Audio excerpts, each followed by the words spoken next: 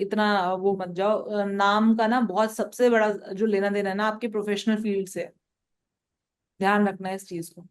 नाम ना आप बेसिकली जो हमेशा मैं एक चीज बोलती हूँ कि जब आप कोई नाम वो करते हो ना, नाम कई बार आप लोग मुझसे पूछते हैं मैम इसको कितनी बार लिख लें, ये कर लें वो कर लें। मैंने कहा आप अपनी घर की दीवारें भर दो लिख लिख के, हम्म। ठीक है, फर्क नहीं पड़ेगा।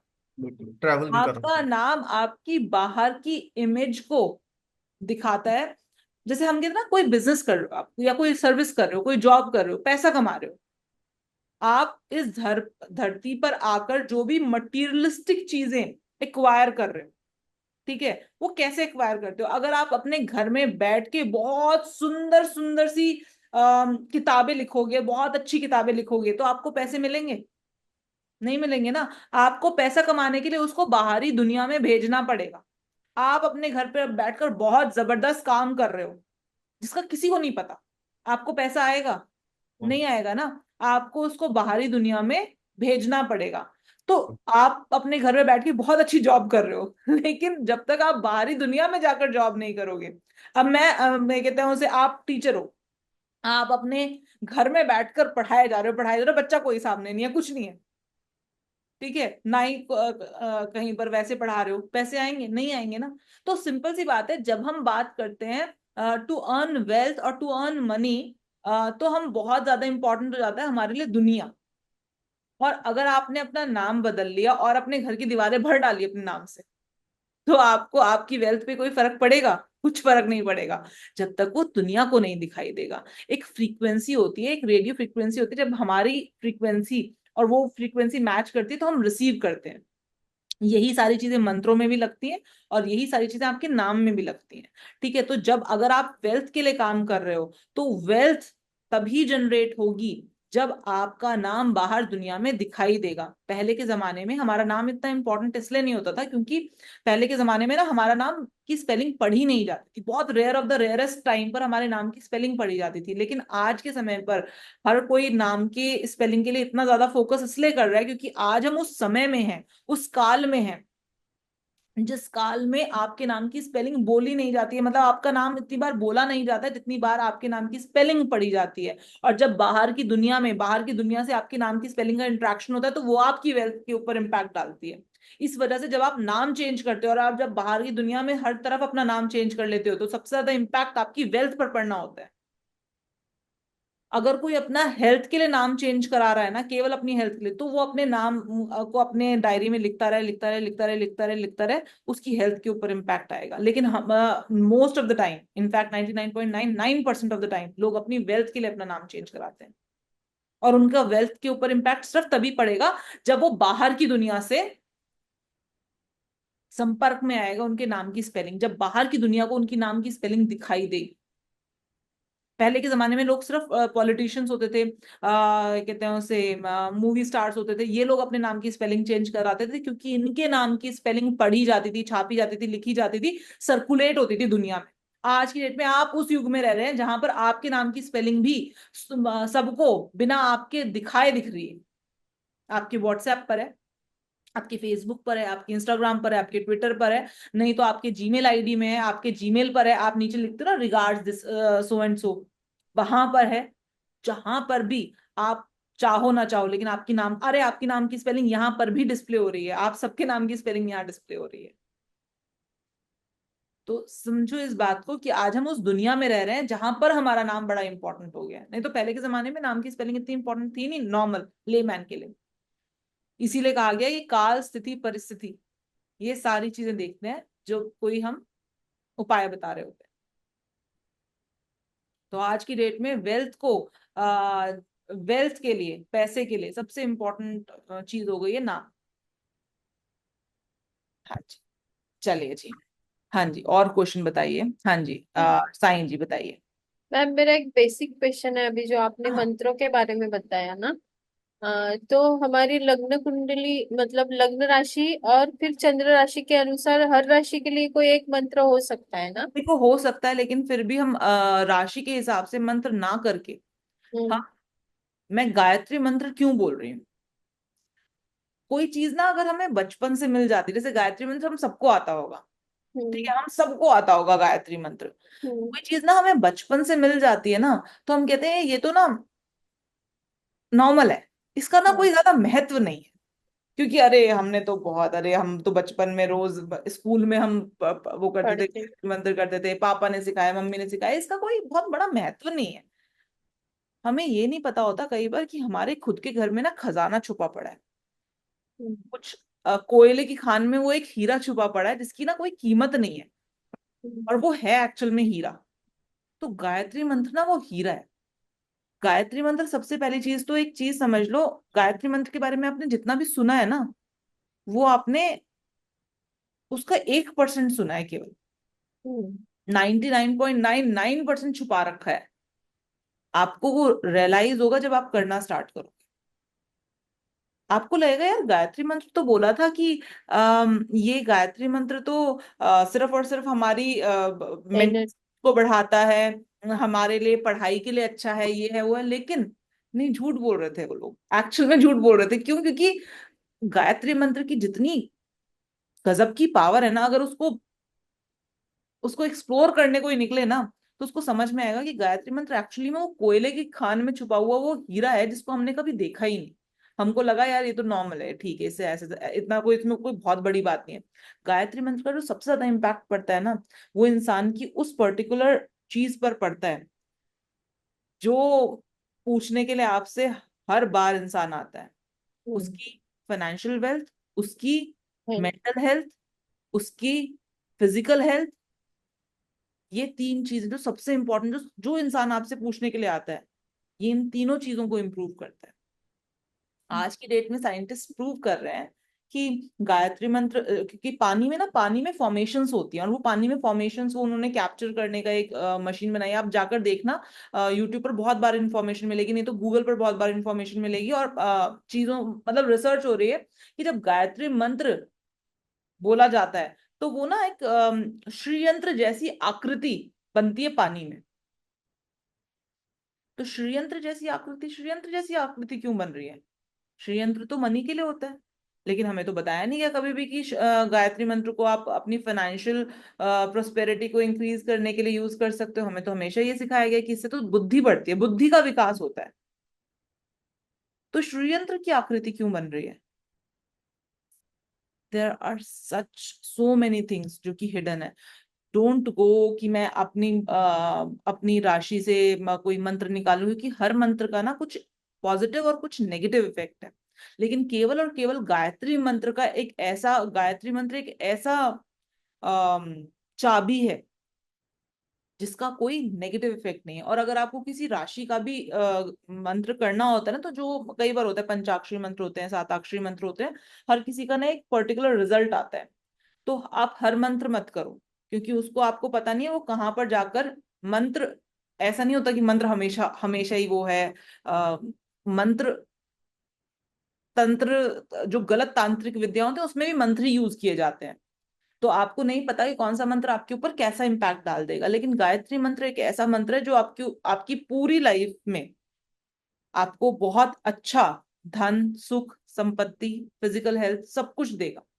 और अगर आपको कोई पर्टिकुलर प्लैनेट का भी करना है, तो आपको ये तो जो हमने गायत्री मंत्र पढ़ा, सुना, याद किया, वो सूर्य का गायत्री मंत्र है। वो सूर्य, तो हर गायत्री मंत्र ना हर प्लैनेट का है। चंद्रमा का गायत्री मंत्र है, मंगल का गायत्री मंत्र है, हर प्लैनेट का गायत्री मंत्र है। तो अगर आपको किसी पर्टिकुलर प्लैनेट के लिए मंत्र देना है, तो उस पर्टिकुलर प्लैनेट का गायत्री मंत्र मंत्र।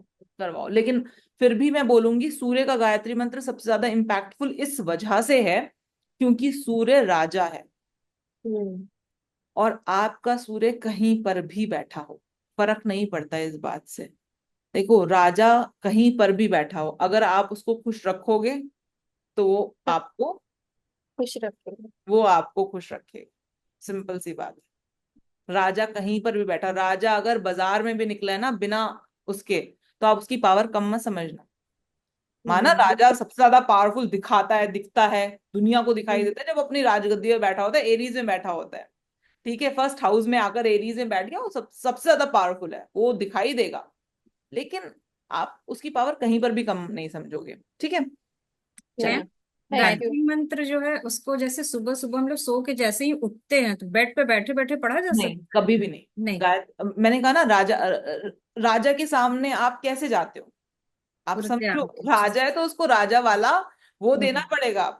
आप गायत्री मंत्र को जूते पहन कर नहीं करोगे। आप गायत्री मंत्र को ऐसे नहीं, वो जो गलत तरीके से हम करते कि कहीं भी चल रहे हैं तो गायत्री मंत्र चल रहा है नॉल सब, और ऐसे मतलब गायत्री मंत्र को कई बार लोग अपने उसमें चला लेते हैं, दुकान पे चला लेते हैं, लोग आ रहे हैं बात गाड़ी कर में। रहे हैं। आप समझो, आप राजा राजा का कोई मंत्र कर रहे हो, राजा के लिए कोई मंत्र किया जा रहा है, you have to be very focused and dedicated.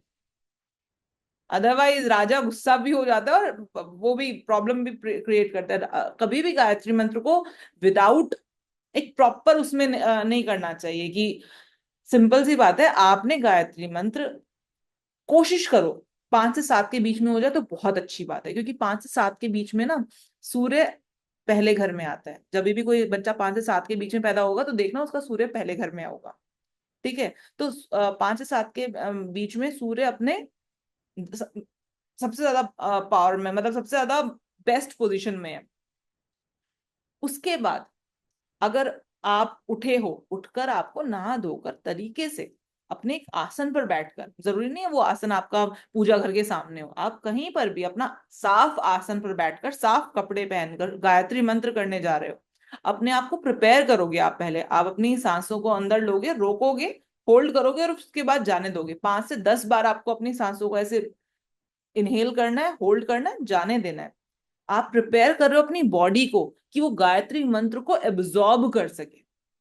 ठीक है, और उसके बाद एक माला लेनी है, 108 बीट जिस माला में हो उस वो माला लेकर आपको ऐसे नहीं करना ओम भूर्भुवः स्वः तत्सवितुर्वरेण्यम, ऐसे नहीं करना कि बहुत फटाफट फटाफट से करो, 108 बार करना है, बड़ा लंबा सा मंत्र है, फटाफट फटाफट कर दो। तरीके से मान सम्मान के साथ, दैट ओम भूर्भुवः स्वः तत्सवितुर्वरेण्यम भर्गो देवस्य धीमहि धियो यो नः प्रचोदयात्। इस तरीके से लय में, वो एक लय नहीं खत्म होनी चाहिए, जिस तरीके से वो एक लय होती है ना, वो एक लय में आपको धीरे, हर शब्द आपको समझ में आ रहा हो, धीरे। और इसका सबसे ज्यादा इम्पैक्ट अगर आप अपने अंदर देखना चाहते हो तो बोलो मत इसको। अपनी जो जीभ है ना, जीभ को अपने ऊपर यहाँ अपने तालू से लगाकर रखेंगे और अपने मन में इसी तरीके से जाप करेंगे 108 बार। आप माला ले सकते हो, कोई सी भी माला ले सकते हो, और माला एक माला, केवल एक माला करो, आपको रिजल्ट उसी दिन में दिखाई देगा। मैं ये नहीं कहती गायत्री मंत्र का रिजल्ट 108 दिन ये कर लो ये कर लो एंड ऑल सब। आप जिस दिन करोगे ना उस दिन आपको रिजल्ट दिखाई देगा। आप 108 बार जाप करेंगे गायत्री मंत्र के, और अगर आप तरीके से करेंगे गायत्री मंत्र को तो आपको 20 से 25 मिनट लगता है एक माला करने में।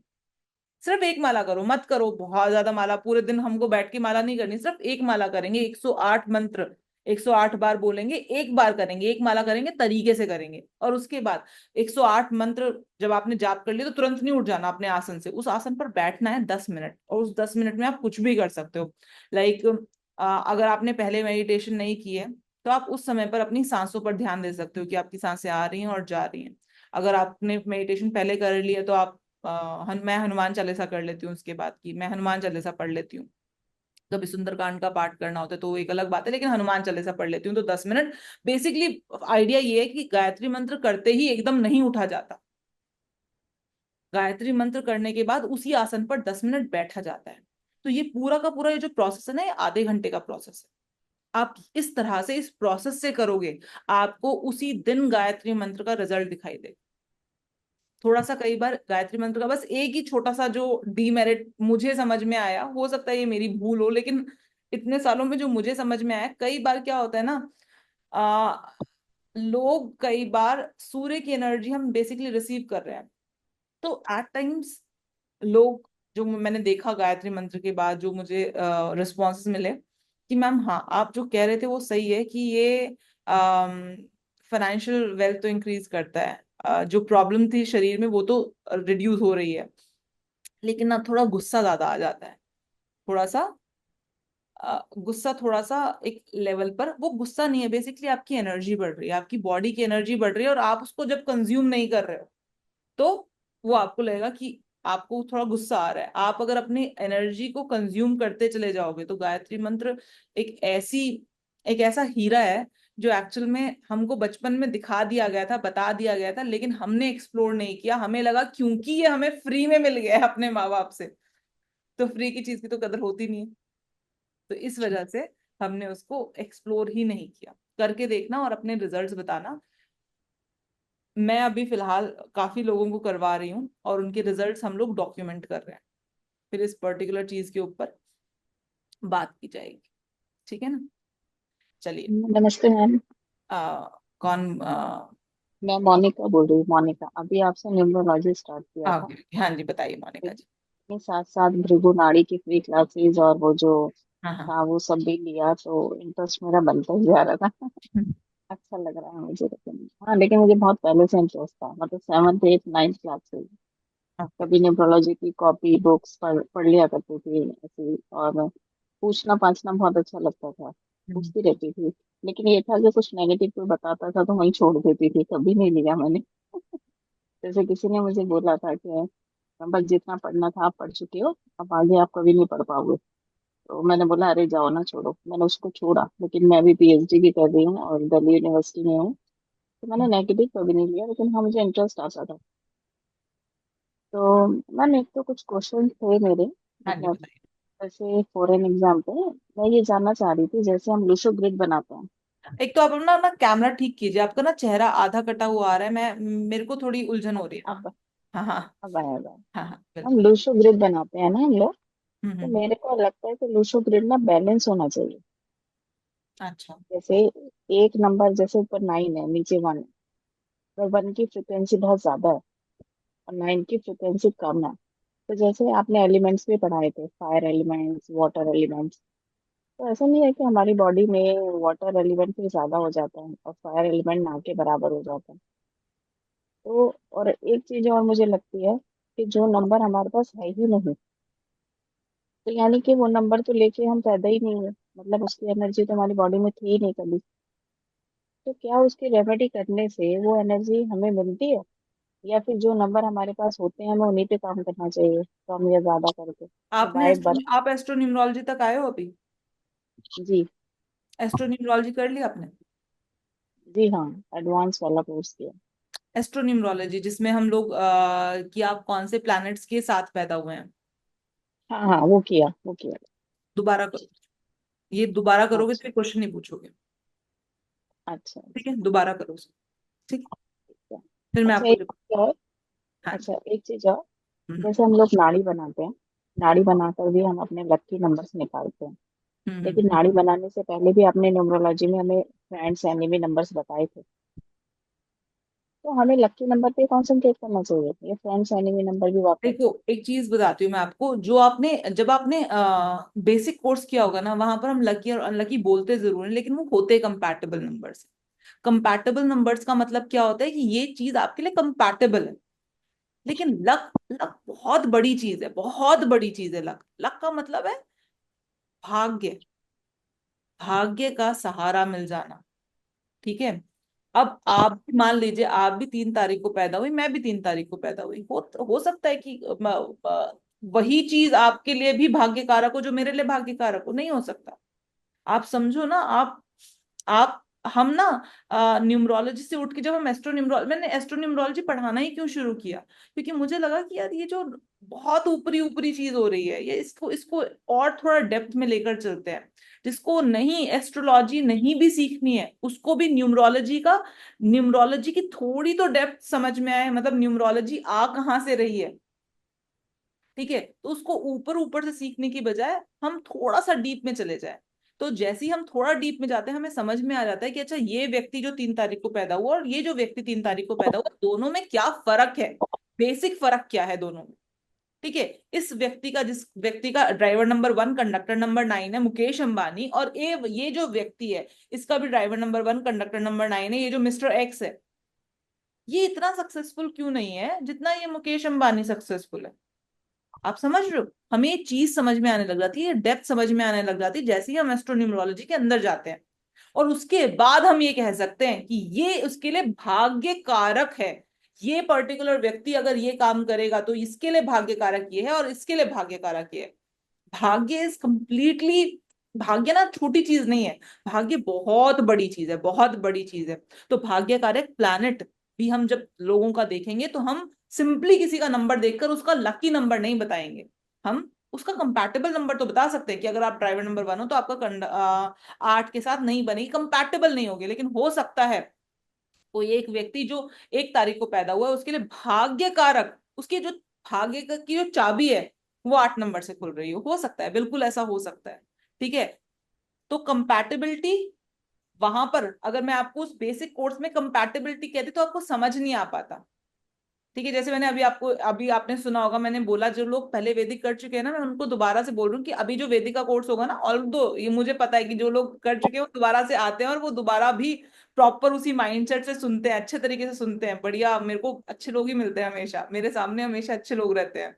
तो वो सुनते हैं, लेकिन स्टिल उनको मैंने बोला कि जो चीज मैंने उस समय नहीं बताई थी वो चीज मैं इस समय उस तरह से बताऊंगी, क्योंकि उस समय पर आप वो चीज समझने के लायक नहीं थे। और मैं अगर उस समय बताती तो आपको समझ नहीं आ पाता, आपका माइंड कंफ्यूज हो जाता, फ्यूज हो जाता, और फिर आप आगे बढ़ नहीं पाते। तो एक अच्छा टीचर वही होता है जो अपने अपनी नॉलेज का बखान उस समय करे जब सामने वाला वो समझने को रेडी हो जाए। और ये चीज ना मुझे एक बार समझाई थी, मैं ना इकोनॉमिक्स पढ़ाती थी अपने इंस्टीट्यूट में। इकोनॉमिक्स, लॉ और अकाउंट्स, ये 3 मेरे सब्जेक्ट हुआ करते थे। तो इकोनॉमिक्स पढ़ाती थी, and I am just chartered accountant, है ना, तो मैं सी और सीएससी, तो इकोनॉमिक्स मेरे को सिर्फ उतनी ही आती थी इकोनॉमिक्स जितनी उन बच्चों को पढ़नी थी। तो मेरे जो बच्चे थे उन 50 मार्क्स का पेपर हुआ करता था इकोनॉमिक्स का सीपीटी में। तो मेरे जो बच्चे थे वो भाई इतने खुश रहते थे, 50 में से लोगों के 48 आ रहे हैं, 45 आ रहे हैं। ऐसे हो गया था मार्केट में पूरा कि अरे अगर तुमको इकोनॉमिक्स में मार्क्स चाहिए ना तो अनुरंजनी मैम के पास चले जाओ, अनुरंजनी मैम पढ़ा देंगी, तुम्हारा इकोनॉमिक्स, लॉ और अकाउंट्स तो ऐसे निकल जाएगा, मतलब पता भी नहीं चलेगा। चलो जी। उसके बाद ना मेरी तबीयत खराब हो गई, मेरा ना गले का इशू रहता है, मेरा मरकरी मार्च आता है तो मेरा गले का इशू हमेशा रहता है। तो मेरी तबीयत खराब हो गई, डॉक्टर ने मुझे ऑलमोस्ट 1 महीने के लिए बोलने के लिए मना कर दिया। और मैं तो चीख चीख के बोलती हूँ, मेरी आवाज लाउड है, तो मैं तो बहुत ऐसे, मैं तो बिना माइक के ही पढ़ा देती थी बच्चों को। तो उस समय पर जो इंस्टीट्यूट वाले थे वो एक ऐसा इकोनॉमिक्स का टीचर ले आए ना, जिसने पीएचडी की हुई थी इकोनॉमिक्स में, माइंड माय वर्ड्स, हाँ पीएचडी की हुई थी। बहुत नॉलेजेबल, इतना अच्छे सर थे वो, इतने नॉलेजेबल कि मजा आ जाए उनसे बात करके, उनको उनकी इतनी गहरी नॉलेज थी।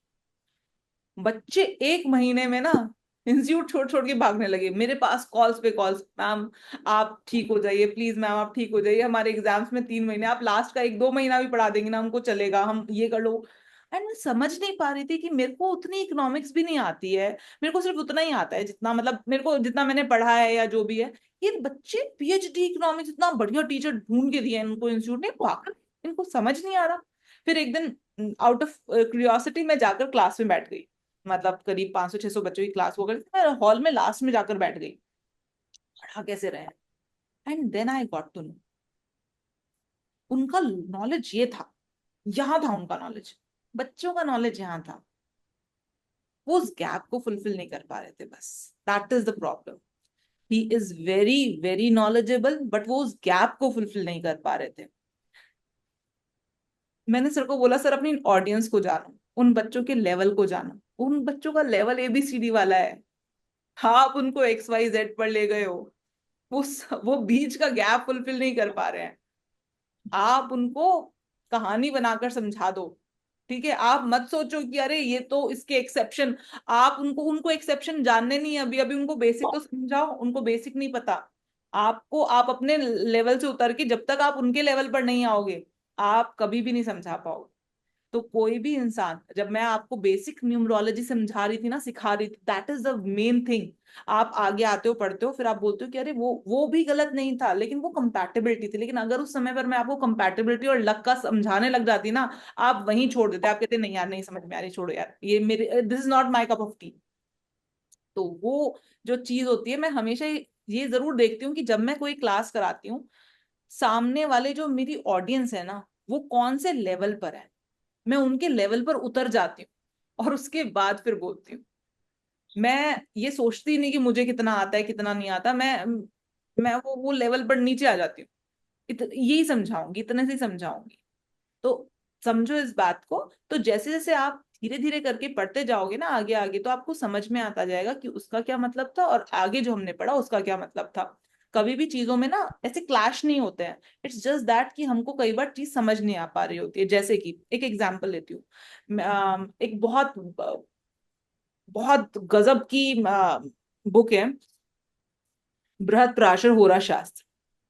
तो बृहत्पराशर होरा शास्त्र, अब उसको पढ़ने बैठो ना, कई बार लगता है कि जब स्टार्टिंग में जब हम पढ़ते थे तो हम कई बार लगता था कि यार क्या लिखा हुआ है, सही नहीं है। हम 2 सेकंड में ऋषि की बात को काट देते थे, ऐसा तो ना होता है, ये तो बेकार कह रहे हैं। हम समझ ही नहीं पाते थे कि उन्होंने वो किस लेवल पर लिखी है। शायद हमारा लेवल नहीं आया अभी उस चीज को समझने का। वो गलत नहीं है, हमारा लेवल नहीं आ पाया कि उस चीज को हम समझ लें। जैसे कि एक श्लोक है जो ये कहता है बृहत्पराशर होरा शास्त्र का, कि तीसरे घर का मंगल बड़े लड़के का होता है, घर के बड़े लड़के का होता है तीसरे घर का मंगल। अब मैंने बहुत बार देखा कि तीसरे घर का मंगल, लेकिन वो लड़का घर में सबसे बड़ा नहीं, कई बार तो सबसे छोटा लड़का है वो। शुरुआत में ही मेरी नासमझी में कि अरे ये तो गलत लिखा हुआ है। बाद में समझ में आया कि वो बेसिकली ये नहीं लिख रहे हैं, वो ये लिख रहे हैं कि उस इंसान के ऊपर अपने घर की बहुत बड़ी रिस्पॉन्सिबिलिटी होती है। घर का बड़ा लड़का मतलब क्या, घर के रिस्पॉन्सिबिलिटी आती है उसके ऊपर घर की। तो बेसिकली आप समझो इस बात को कि कहा क्या जा रहा है और उसका तात्पर्य क्या है, वो समझने में देर लगती है हम। तो आप पहले ढंग से, तरीके से, ध्यान से, और हमेशा बोलती हूँ अपनी कुंडली साइड रख के पढ़ो। अपनी कुंडली साइड रख के पढ़ो और एक बार तरीके से पढ़ लो। आपको और आपके क्वेश्चंस ये बता देते हैं कि आपने कितना पढ़ा है कि नहीं पढ़ा। अगर आप मेरे को जानते हो ना, आपको पता होगा कि मैं एक क्वेश्चन को लेकर एक एक घंटा खींच देती हूँ, अगर मुझे लगता है कि वाह क्या क्वेश्चन है, मजा आ गया। और जब नहीं, मैं कह रही हूँ समझ ना में कि आप दोबारा पढ़ो, तो इसका मतलब है सचमुच में आप दोबारा पढ़ो। तो नहीं, एक वो बार चीज आप तो समझ दोबारा में पढ़ो, आएगी। दोबारा से देखो, और फिर आपको जो चीजें नहीं समझ में आ रही ना, आपको वो भी समझ में आ जाएंगे, और फिर जो आपके क्वेश्चंस होंगे वो ज्यादा रेलेवेंट हो जाएंगे।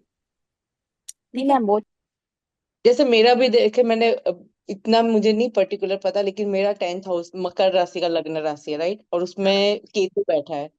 तो मुझे भी लग्न में। ऐसा लग रहा है लग्न में, हाँ। और मकर शनि के साथ ऐसे जैसे कुछ कनेक्ट सैटर्न के साथ ऐसा लग रहा है जैसे। पता नहीं है, नहीं वो आपको पता, लेकिन नहीं नहीं, मेरे को भी नहीं पता ऐसा ऐसा कुछ। लेकिन हाँ, सिंपल सी बात है, कंसल्टेशंस करो आप लोग, आप बहुत लोगों की हेल्प कर पाओगे। हमेशा ध्यान रखना, जिनका भी यहाँ पर सैटर्न केतु कनेक्ट हो रहा है ना, वो लोग बहुत ही ज्यादा लोगों की हेल्प कर पाएंगे। उनके कंसल्टेशंस लोगों को बहुत ज्यादा लगेगा। इनफैक्ट अगर उनको नहीं भी आती ना, कोई भी चीज नहीं आती, आप सिंपली अपने मन से किसी को कुछ भी बोल दोगे ना, वो उसके लिए काम कर जाएगी। सैटर्न केतु बड़ा ऐसा कॉम्बिनेशन है जो आपके लिए तो अच्छा काम करे ना करे, लेकिन आपके सामने जो बैठा है ना उसके लिए बहुत बढ़िया काम कर देगा। Saturn Ketu is a very good combination. ऐसे व्यक्ति से आप कोई भी जाकर सलाह ले लो, वो उसको बिल्कुल ही निपट मूर्ख व्यक्ति हो, वो मान लो कोई निपट मूर्ख व्यक्ति हो जो सैटर्न केतु का कॉम्बिनेशन लेकर बैठा है, आप उससे जाकर सलाह ले लो, वो आपको सलाह लग जाएगी। चाहे उसको कतई नॉलेज नहीं हो, बिल्कुल किसी एक एक पैसे की नॉलेज नहीं हो, उसको उसकी वो सलाह लग जाएगी, सैटर्न केतु का कॉम्बिनेशन लेकर बैठा होगा व्यक्ति तो। तो है मैडम। मैं जैसे बोलती हूँ ना, मुझे पता नहीं मैंने क्या बोला, क्यों बोला, वो नहीं पता चल रहा है, वो जाता है और उसका काम भी हो जाता जब है। हम नाड़ी बनाते हैं ना, नाड़ी का एक ही कॉन्सेप्ट होता है, कौन किसको पुश कर रहा है, कौन किसको पुश कर रहा है। हम चाहते हैं कि हम उन प्लैनेट्स को पकड़ें जो हमारे शुक्र को पुश कर रहे हैं। हमारा फोकस ना यहाँ पर, हमारा फोकस यहाँ पर उन प्लैनेट्स के ऊपर है, या उन नंबर्स के ऊपर है जो शुक्र को पुश कर रहे हों, जो जुपिटर को पुश कर रहे हों, जिनकी वजह से शुक्र और जुपिटर एक्शन में आ रहे हैं। ठीक। ठीक है। तो हम यहाँ पर हम प्लैनेट्स को नहीं पकड़ रहे, हम प्लैनेट्स के पुशिंग फोर्स को पकड़ रहे हैं। हम बेसिकली आपसे ये कहें कि हमको आपसे काम कराना है। अब हम डायरेक्टली आपको नहीं बोल रहे हैं, क्योंकि हमें पता है डायरेक्टली आपको बोलेंगे आप पता नहीं करोगे नहीं करोगे, क्या होगा क्या नहीं होगा। लेकिन हम उसको उस आपकी पुशिंग, हमको पता है कि अरे ये कहते हैं उसे, विशाल जी तो ऐसे व्यक्ति हैं कि इनके फादर को अगर कुछ बोला जाए ना, और इनके फादर इनको कुछ करने के लिए बोल दें, तो ये करेंगे ही करेंगे, इनके फादर इनसे पीछे पड़ के काम करा लेंगे। हमें पता है। ठीक है, तो हम किसको बोल रहे हैं, हम इनके फादर को बोल रहे हैं कि ये काम करवा दो, क्योंकि कांस्टेंट पुश मिल रहा है आपको फादर से। आप समझो इस बात को। तो हम बेसिकली हम यहाँ पर पुशिंग फैक्टर पकड़ रहे हैं।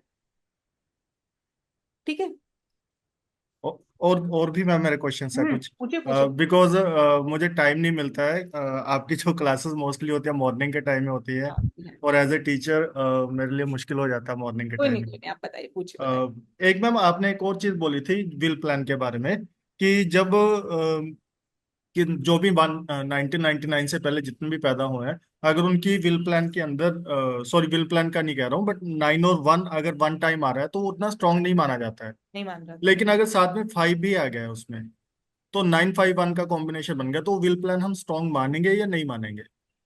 वो विल पेन है, लेकिन अगर हम जब हम कितना स्ट्रांग, तो हम कंपैरेटिव, अगर आप कंपैरेटिव एनालिसिस करेंगे तो जिसका 1199 के साथ बन रहा होगा उसका कंपैरेटिव एनालिसिस में उससे ज्यादा होगा। लेकिन स्टिल 159 को ऑब्वियसली बात है तभी तो। अदरवाइज अगर उनको माना ही नहीं जाता तो 1 और 9 लिखते ही नहीं। हम कहते हैं तो 1 और 9 सबके में, हम लिखेंगे नहीं। हम लिख रहे हैं क्योंकि ऑब्वियसली बात है वो इम्पैक्ट डालेगा। हर सदी के ना कुछ लोग होते हैं। आप ध्यान देना, हर सदी में ना कुछ एक पर्टिकुलर फीचर बड़ा प्रोमिनेंट होता है कि ये इस पर्टिकुलर समय के लोग ऐसे थे, इस पर्टिकुलर समय के लोग ऐसे थे। अब जैसे इस पर्टिकुलर समय के लोग कैसे हैं, आप देखो 2000 के बाद जो बच्चे पैदा हुए हैं ना, वो लोग कैसे हैं।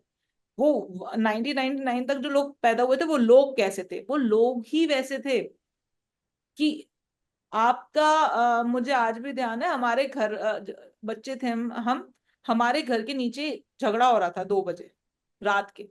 हमारी नींद खुल गई, मेरी मम्मी बिना किसी उसके नीचे भागती हुई गई है, और हम मम्मी और मैं और मन्नू, मतलब मेरा भाई, ठीक है, हम सब लोग ये नहीं सोच रहे कि यार कुछ भी हो सकता है, रात के 2 बज रहे हैं, हमको ऐसे किसी के घर जाना चाहिए नहीं जाना चाहिए, नहीं जी। और उनके हस्बैंड वाइफ के बीच में लड़ाई हो रही थी और उनको उनका झगड़ा सुलझा रहे हैं हम। सुबह के 6 बजे तक उनके झगड़े सुलझा रहे हैं। आप समझो, बिना बुलाए जा रहे हैं मेहनत, मतलब आप समझो ये 9 का नंबर, ये 9 नंबर है, ये ह्यूमैनिटी का नंबर है, बिना मांगे हेल्प करने का नंबर है। ये मंगल है जो सोचता बाद में करता पहले है। और यहीं पर आप अब देखो, 9 नंबर मिसिंग है, इस सदी से 9 नंबर मिसिंग है अगर देखा जाए तो। आप देखो, आज के बच्चे ज्यादातर दूसरों के मामलों में पढ़ते नहीं है, कहते हैं यार उसको अपना टाइम दो, जब उसने मांगी नहीं हेल्प तो उसको जब जरूरत होगी तो मांग लेगा हेल्प। आज के बच्चे बहुत मतलब ये सोचते हैं कि यार अगर सामने वाला मांग ले तो हम करें क्यों। वो इमोशनल ज्यादा है। इमोशन, हर तरह से इमोशन ज्यादा है, हर तरह से। उनको बातें चुभती भी ज्यादा है। हम उन लोगों में से हैं जो अपने माँ बाप की मार खाकर बड़े हुए हैं।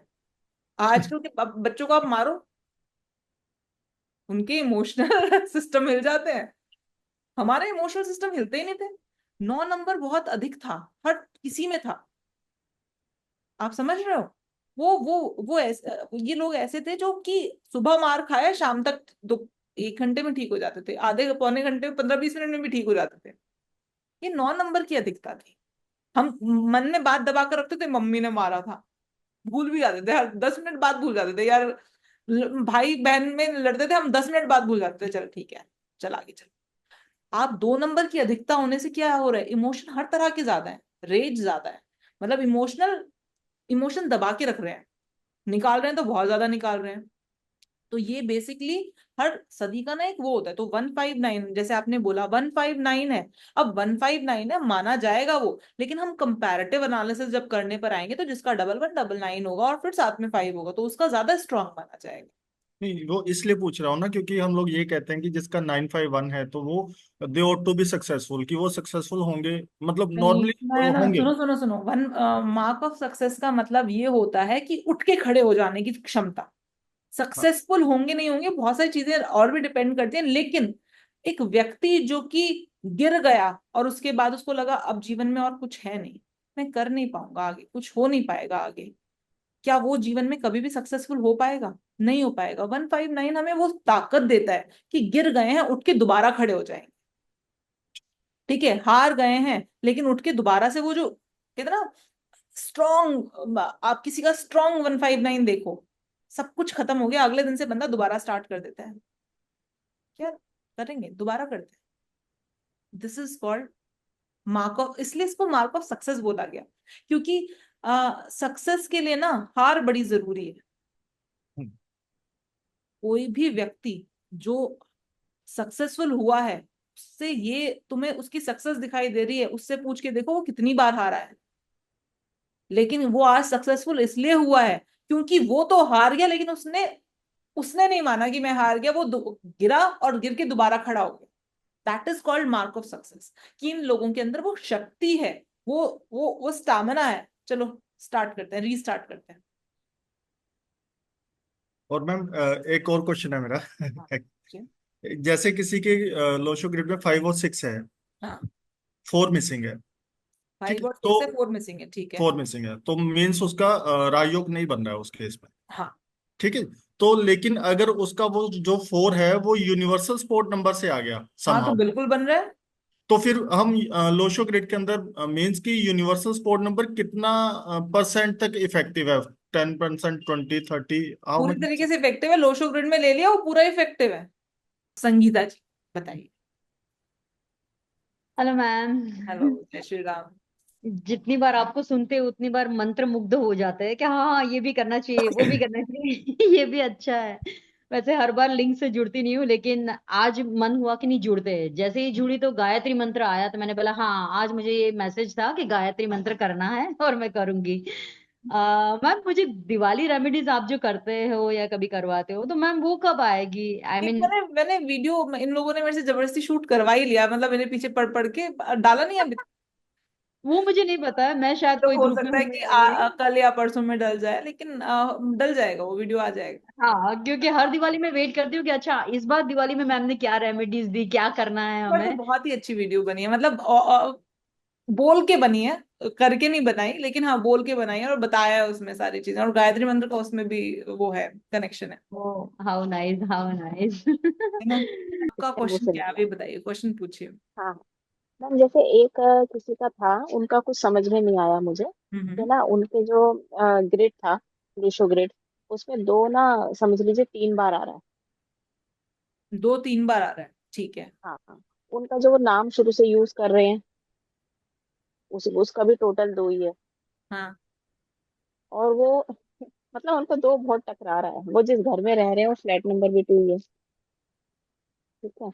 और दूसरा, उनका जो लकी नंबर है वो 2 है, हम्म लकी नंबर भी 2 है। दो तब। है और 9 है, दो हम्म और 9 है। तो मतलब उनके साथ ऐसी प्रॉब्लम्स आती है कि बहुत इमोशनली हैं और बहुत सफर करते हैं, मतलब जल्दी रोना, जल्दी ऐसा ऐसा कुछ कुछ होता रहता है। तो मतलब इसमें हम क्या बोलें कि नाम चेंज करा सकते हैं, क्योंकि उनके अनलक्की नंबर कुछ भी नहीं है, कट गए थे दोनों, आपने अभी लकी बोला, अनलक्की से। आपने एक सेकंड, आपने अभी बोला कि उनका जो लकी नंबर है वो 2 आ रहा है ना। जी जी। और मैंने क्लासेस में क्या बोला था कि अवॉइड करेंगे, 2 नंबर अवॉइड करेंगे, हाँ नाम के बिल्कुल। 2 नंबर अवॉइड करेंगे, हाँ जी। ठीक है ना। तो आपको यहाँ पर नाम आप चेंज करोगे। हाँ मैम, वो वाली बात अदर ठीक लकी है, लेकिन नंबर्स कुछ दूसरा, ऐसे पॉसिबल हैं कि उनको हम अदर लकी नंबर्स दे सकें। नहीं मैम कुछ नहीं आ पा रहा था। एक तो 9 ही लकी नंबर और एक 2 ही लकी नंबर है, तो कौन कौन लेकिन ना कौन सा? उनका 2 और 9। 2 और 9, तो जी फिर जी। तो आप 9 नंबर दे सकते हो ना। हाँ लेकिन 9 नंबर दे सकते हैं, उनके लूसो ग्रेड में 9 आता है 1 टाइम वैसे तो। लेकिन उनके जो लूसो ग्रेड में जैसे आप बताते हो कि स्टेबिलिटी के लिए 5 भी होता है, 5 6 भी उनका मिसिंग है, 5 भी नहीं है, 6 भी नहीं है, और 3 भी नहीं है, और 4 भी नहीं है। तो मतलब एक लाइन बिल्कुल ही 4 5 6 भी नहीं है, 3 भी नहीं है, और 2 तो मतलब मल्टीपल टाइम्स है, 3 तो लूसो ग्रेड में ही है, नाम में भी आ गया। तो उनको बार बार आ रहा है, वो आता है बताते हैं, फ्लैट नंबर भी 2 ही है, मतलब उनका एनवायरनमेंट बनता है 2 2 2। आपका क्वेश्चन क्या है कि उनका नाम किस पे सेट करेंगे। मैम ऐसे नाम क्या 5 6 पे भी सेट किए जा सकते हैं, सिर्फ मैं नहीं, इतना पूछना चाह रही। नहीं, अच्छा। आपको मैंने नेम ओके। नंबर वाले सेक्शन में बहुत क्लियरली बताया है, बहुत क्लियरली, मतलब इससे ज्यादा और क्लियर नहीं कर सकती मैं, कि नेम नंबर जब आप सेट करेंगे तो लकी नंबर्स पर ही सेट करेंगे। हाँ हाँ, वो तो आपका मुझे समझना ठीक आया है। कि दो भी आप था, नो भी था, दो कर नहीं सकते और नो ही बचा, लेकिन नो से सेट ही नहीं हो रहा है, तो तो फिर क्या वही करें? तो चैलेंज है। अब ये चैलेंज ओके ना, हम ये कहते हैं उसे, अब वही तो चैलेंज है कि आपको वही वो चीज आपको सेट करनी है। ओके ओके ओके, ठीक है। ठीक है। अच्छा मैम एक बात और बताइए, लेकिन उनका डी सी और यूनिवर्सल सपोर्ट नंबर भी दो ही है, तो तीनों दो है, तो भी मतलब बहुत बार दो दो है, तो ऐसा केस पहली बार आया देखिए, मतलब लकी नंबर दो, ड्राइवर नंबर दो, बहुत बार आएंगे, कंडक्टर बहुत नंबर बार। और एक सीन ऐसे ऐसे केस ना आपके पास पहली बार नहीं, मतलब ऐसे बहुत बार आएंगे आपको। बहुत मून प्रोमिनेंट है, सिंपल सी बात है, चंद्रमा प्रोमिनेंट है, जैसे अभी बताया मुझे प्रभात जी ने, शनि प्रोमिनेंट है, शनि लग्न में भी बैठा हुआ दिखाई दे गया, जो हमने क्लास स्टार्टिंग की थी। ये बहुत कॉमन चीजें हैं, ये बहुत बहुत कॉमन चीजें हैं, सिंपल सी बात है। आप और ऐसे लोग ना 2 नंबर वालों को भी अट्रैक्ट भी करेंगे अपनी तरफ, ऐसे लोग आठ हाँ हाँ वो, नंबर अट्रैक्ट करेंगे। वो सिंपल है, वो एक प्लैनेट है और वो बहुत ही वो बहुत मेजर उस प्लैनेट की एनर्जी रिसीव कर कर आए हैं और लेकर आए हैं। वो बहुत क्लियर, जैसे कि किसी का मैं हमेशा बोलती हूँ, मेरा मंगल बड़ा प्रोमिनेंट है, मेरा मार्स बहुत प्रोमिनेंट है। अभी मार्स बहुत प्रोमिनेंट है, आप मैं अपने सारे कॉन्टैक्ट्स छान मारूं, 90% लोग, 90 भी नहीं, 99% लोग, मैं उन्हीं लोगों को अट्रैक्ट करती हूँ, उन्हीं लोगों के साथ मेरा जेल हो पाता है जहां पर मंगल मुझे अच्छा दिखाई देता है। सिंपल है। वो होगा ही होगा। वो एक हम एक पर्टिकुलर प्लैनेट की एनर्जी को रेडिएट कर रहे होते हैं हर समय, वो होगा ही होगा, है ही है। ठीक है ना। हर हम्म, हर इंसान अगर क्या कहते हैं उनसे, आप किसी का बहुत जल्दी दिखाई दे जाता है, ठीक है, और स्पेसिफिकली सामने से नहीं, अदरवाइज हर इंसान किसी एक पर्टिकुलर टाइम पर तो एटलीस्ट एक पर्टिकुलर ग्रह की एनर्जी को रेडिएट कर रहा होता है। ठीक है। ठीक है। चलिए जी, सौम्य जी आप बताइए। मैम मुझे दो बात बतानी है आपको। हाँ हाँ, बोलिए बोलिए। जो आप हम लोग को पढ़ाई थी सैटर्न और मून वाला, कि हाँ हाँ। ऐसे को ट्रेवल, तो मैम इसका एक बहुत बड़ा एग्जाम्पल है कि अभी कुछ समय पहले मेरे भाई जो हैं, जिनका मून और सैटर्न का कॉम्बिनेशन बनता है, तो वो वैष्णो देवी हम लोग को लेके गए थे। तो हम्म। मैम रास्ते में जब हम उधर से लौट रहे थे, तो मेरी एक इंट्यूशन आई। मैंने मन में मैं उनको बोलने जा रही थी पर मैं बोली नहीं। बस इंट्यूशन आई कि तुम जैसे ही घर पहुंचोगे, तुम्हारे साथ कुछ ना कुछ अच्छा जरूर होगा। जैसा कि आप पढ़ाई थी मैम। तो घर आए, इस बात को फिर भूल गया। तो 2 दिन बाद अचानक से मुझे पता चला कि भैया की प्रमोशन हो गई, जो कि बहुत अच्छी प्रमोशन हुई। ठीक है मैम। तो अब जैसे ही मुझे पता चली, मैंने बोला ये तो मुझे पता था ये बात कि ऐसा होगा, जरूर होगा, क्योंकि एकदम अलग स्टेट गए। तो फिर मैम मुझे लगा कि मेरा भी तो मून जो है सैटर्न और मून का राशि में है, सैटर्न की राशि में मून बैठा है। तो मुझे लगा कि अच्छा वहां हुआ, शायद मुझे भी कुछ ना कुछ प्रॉफिट तो जरूर होना चाहिए, क्योंकि मैं भी गई हूँ स्टेट से। तो मैम 2 दिन बाद आपका आ गया कि हम लोग को 10 लोग को सेलेक्ट किया। तो मुझे लगा ये तो बहुत बड़ी, मुझे भैया से भी बड़ी चीज मिल गई मुझे, कि कुछ ज्यादा ही मेरे साथ अच्छा हो गया। मैम फिर यही चीज आभा के साथ भी हुई थी, आभा भी गई थी। तो अच्छा। मतलब लगभग हम लोग का आस ही पास जाना हुआ था। तो आभा को भी तो मुझे लगा कि बिल्कुल बहुत सही काम करता है, ये प्रैक्टिकल आज से नोट कर लो कि ऐसा होना ही होना है, कि कुछ ना कुछ होता है। और बिल्कुल मैम होता है। दूसरी चीज कि आप जो आज बताई कि आप एस्ट्रोलॉजी में हम लोग को बहुत सारी चीज क्यों नहीं पढ़ाई, हम लोग को अभी भी दिमाग में ही आता था कि मैम ने ये वाली चीज तो पढ़ाई नहीं, ये वाली चीज तो मैम ने पढ़ाई नहीं, हम लोग को क्यों नहीं पढ़ाई। तो आज उस बात का जवाब मिल गया मुझे कि आपने क्यों नहीं पढ़ाया हम लोग को। और मुझे एक चीज लगती थी कि अगर आप नहीं पढ़ाई है, क्योंकि आपकी वो वाली स्टोरी थी जिसमें आप बता रही थी जिस बच्चे का हाथ कट गया उसको अपने। तो मैम ये लग रहा है कि आज हमको ये विश्वास था कि जरूर कुछ ऐसी बात होगी जिसकी वजह से मैम हम लोग को नहीं पढ़ाई है, और आज ये आप क्लियर की, मुझे इतनी खुशी हुई कि आज ये समझ में आया कि क्यों मैम हम लोग को नहीं पढ़ाई थी। थैंक यू मैम, क्योंकि हम लोग की ग्रास्पिंग पावर अभी उतनी ही थी। आज समझ में आ गया ma'am, thank you, thank you, बहुत थैंक यू इस बात का, कि हमारे मन से ये डाउट दूर हो गया कि आपने उस समय क्यों नहीं दिया था। बस चलिए। यही कहनी थी बात मैम मुझे। जय Shri Ram. Thank you ma'am. हाँ जी। मुझे लगा अपना एक्सपीरियंस शेयर करना चाहिए, बिल्कुल ताकि बिल्कुल, नहीं जितना बिल्कुल भी करना चाहिए। मैं तो मैं सैटर्न हमेशा मून एक हो चीज बोलती हूँ, उन। आप ट्रैवल करके आओ, आप ट्रैवल कर कर आओ, आपका जो प्लैनेट उस ट्रैवलिंग का वो उसके साथ है, वो जरूर, जो भी चंद्रमा के साथ प्लैनेट है वो ट्रिगर होता ही होता है, उस पर्टिकुलर चीज से रिजल्ट आता ही आता है। एकदम एकदम ये तो हो गया मैम, आभा के ऊपर, मेरे ऊपर, भैया के ऊपर, मैंने तीनों देखा अपने ऊपर ही, मतलब ये इफेक्ट किया। तो ये तो प्रैक्टिकल हो गया। 2 दिन के अंदर किया मैम काम। बिल्कुल करेगा। ठीक है। जी मैम, हाँ थैंक यू। जी, तो नेक्स्ट किसी का कोई क्वेश्चन है? मैम एक कम- चीज मैं भी शेयर हाँ करूं, हाँ छोटी सी है, हाँ फॉर हाँ। ऑल। मेरे पास एक नेटिव आए थे सर, उनका डेट ऑफ बर्थ सही मतलब नहीं हालत था। ही हो जाती है कि लोग कहते लगता है नेटिव आए थे हमारे पास से।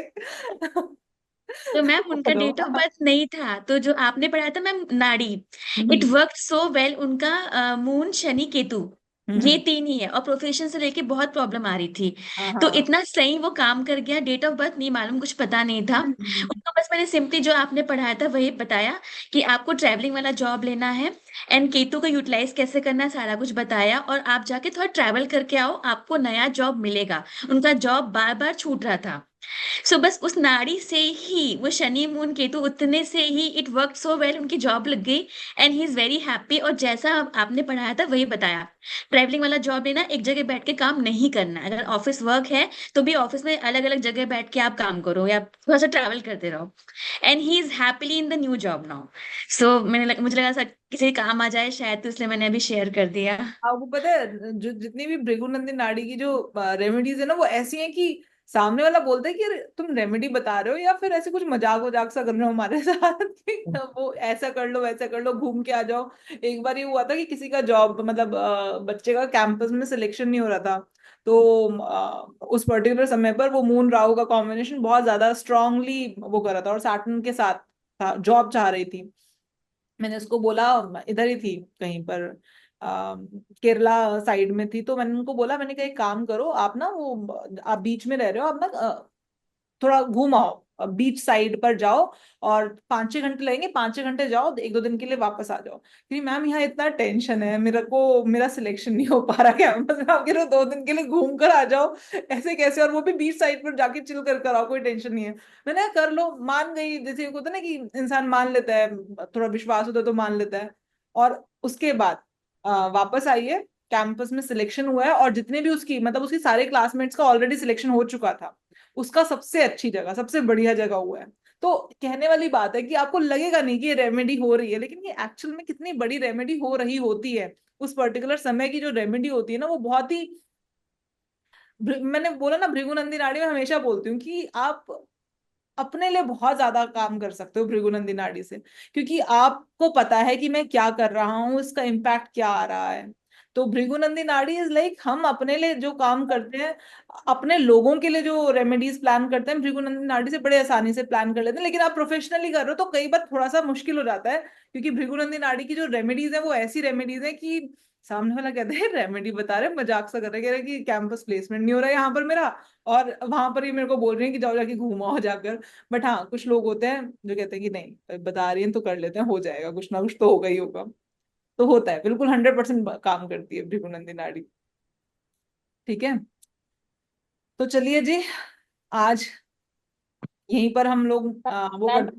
बात मैम एक बात और, हाँ जी हाँ जी। जैसे आप वो पर्सनल ईयर्स बताते हैं ना हाँ कि हाँ भाई कौन सा लकी ईयर आएगा नहीं आएगा, हाँ हाँ हाँ हाँ। तो वो तो सिर्फ ड्राइवर नंबर से ही चेक करते हैं ना, बिल्कुल जैसे बिल्कुल आपने यही बताया था, है ना। बिल्कुल। और दूसरा, अगर मान लीजिए उसमें हम लकी नंबर बिल्कुल भी ना देखें ना, देख सकते हैं, नहीं देखना चाहिए ना, नहीं, ये कहते हैं पर्सनल ईयर्स में लकी नंबर का कोई वो नहीं है। लकी नंबर्स कोई बेसिकली, रोल ही लकी नहीं है। Numbers is for your life. ठीक है ना, लकी नंबर्स आपकी लाइफ के लिए, वो हमेशा ही लकी रहेंगे आपके लिए। ठीक है। और मैम जो जो मैं बता रही थी ना, जिनकी बहुत फ्रिक्वेंसी 222 पे है, एक्चुअली उन्होंने ना किसी से बात की थी तो अपना नाम सेट किया था, तो वो नाम उन्होंने 5 पे सेट करा लिया था, लेकिन उनको कुछ ऐसा लग नहीं रहा। तो मतलब इसलिए मैं जानना चाह रही थी कि जैसे हमें तो आपने सिखाया 2, या जो लकी नंबर आया उसी पे नाम सेट करना चाहिए, तो बिल्कुल। उनका ना लकी नंबर 2 है, मतलब 5 है ना, अनलक्की 5 है, तो यानी कि उनके लिए वो न्यूट्रल भी हो गया ना, न्यूट्रल है। तो वो काम भी कर सकता है ना। मतलब पता नहीं, उन्होंने तो सेट कराया, मेरे को तो सिर्फ डिस्कस किया कि भाई ऐसे ऐसे चल रहा था, तो अभी आप कह रहे हो कि 9 पे होना चाहिए, क्योंकि मैंने तो यही बोला 9 पे होना चाहिए, तो किसी आपका का रखते ड्राइवर और नहीं है। कंडक्टर क्या है? मेरा तो 2 ही है मैम। आपका 2 है ना, और कंडक्टर? जी, कंडक्टर भी 2 ही है मैम मेरा। अच्छा, और यूनिवर्सल सपोर्ट नंबर मैडम 2 ही है। आपके का है ना ये चार्ट? जी। मत डिस्कस करो, इसीलिए मैंने पूछा। चलो ठीक है। लेकिन हाँ जी, लेकिन किसी क्वेश्चन नहीं खत्म होंगे, प्रोफेशनल। इसके क्वेश्चन नहीं खत्म होंगे, डोंट आस्क मी, कोर्स से रिलेटेड बातें करेंगे, ठीक है। ठीक है, ठीक है, हाँ। हाँ जी। ठीक है। ये ठीक कहते है। हैं बिक्की शॉ जी, बताइए। हाँ जी बिक्की शॉ जी, आपका, हाँ हाँ बताइए। मैम मैम जैसे आपने गायत्री मंत्र कहा मैम, गायत्री मंत्र के बारे में बताया मैम कि ये सूर्य का मंत्र है मैम। तो मैम जब समझिए मैम, अगर कोई मैम जिसका डायवर नंबर, उसके लिए क्या ये फिर मतलब क्या क्या प्रॉब्लम तो क्या नहीं क्या? करेगा? क्योंकि ये तो एक गायत्री मंत्र जो आप बताए अ, मैम वो। आपकी आवाज कट गई थी, लेकिन मुझे ऐसा लगता है आपने क्वेश्चन नहीं पूछा होगा, जिसका ड्राइवर नंबर 8 है वो क्या कर सकता है कि नहीं कर सकता। नहीं नहीं नहीं नहीं, हाँ मैम वही वही। वही पूछा होगा ना, हाँ। ये हाँ कहते क्योंकि हैं ये सूर्य से मंत्र है। हाँ, अब किसी का ड्राइवर नंबर 8 है, वो सूर्य की धूप में बाहर निकलता है कि नहीं निकलता? या उसको आप ऐसे प्लेनेट पर भेज देते हैं जहां पर सूर्य का नामो निशान ना हो।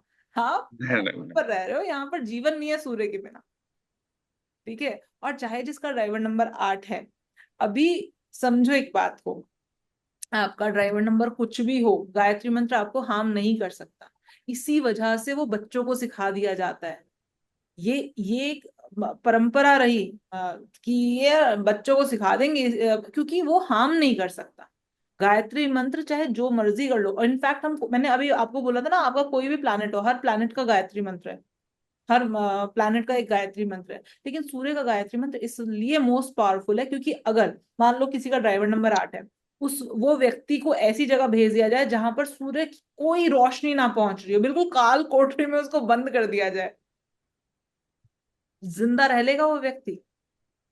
नहीं रहेगा ना, उसको तो ड्राइवर नंबर 8 है। लेकिन ये ना बहुत भ्रांति फैलाती है, रॉबर्ट 8 है तो सूर्य से दुश्मनी पाल लो, ऐसा नहीं होता। हम उस जगह पर रह रहे हैं जहां पर राजा है सूर्य,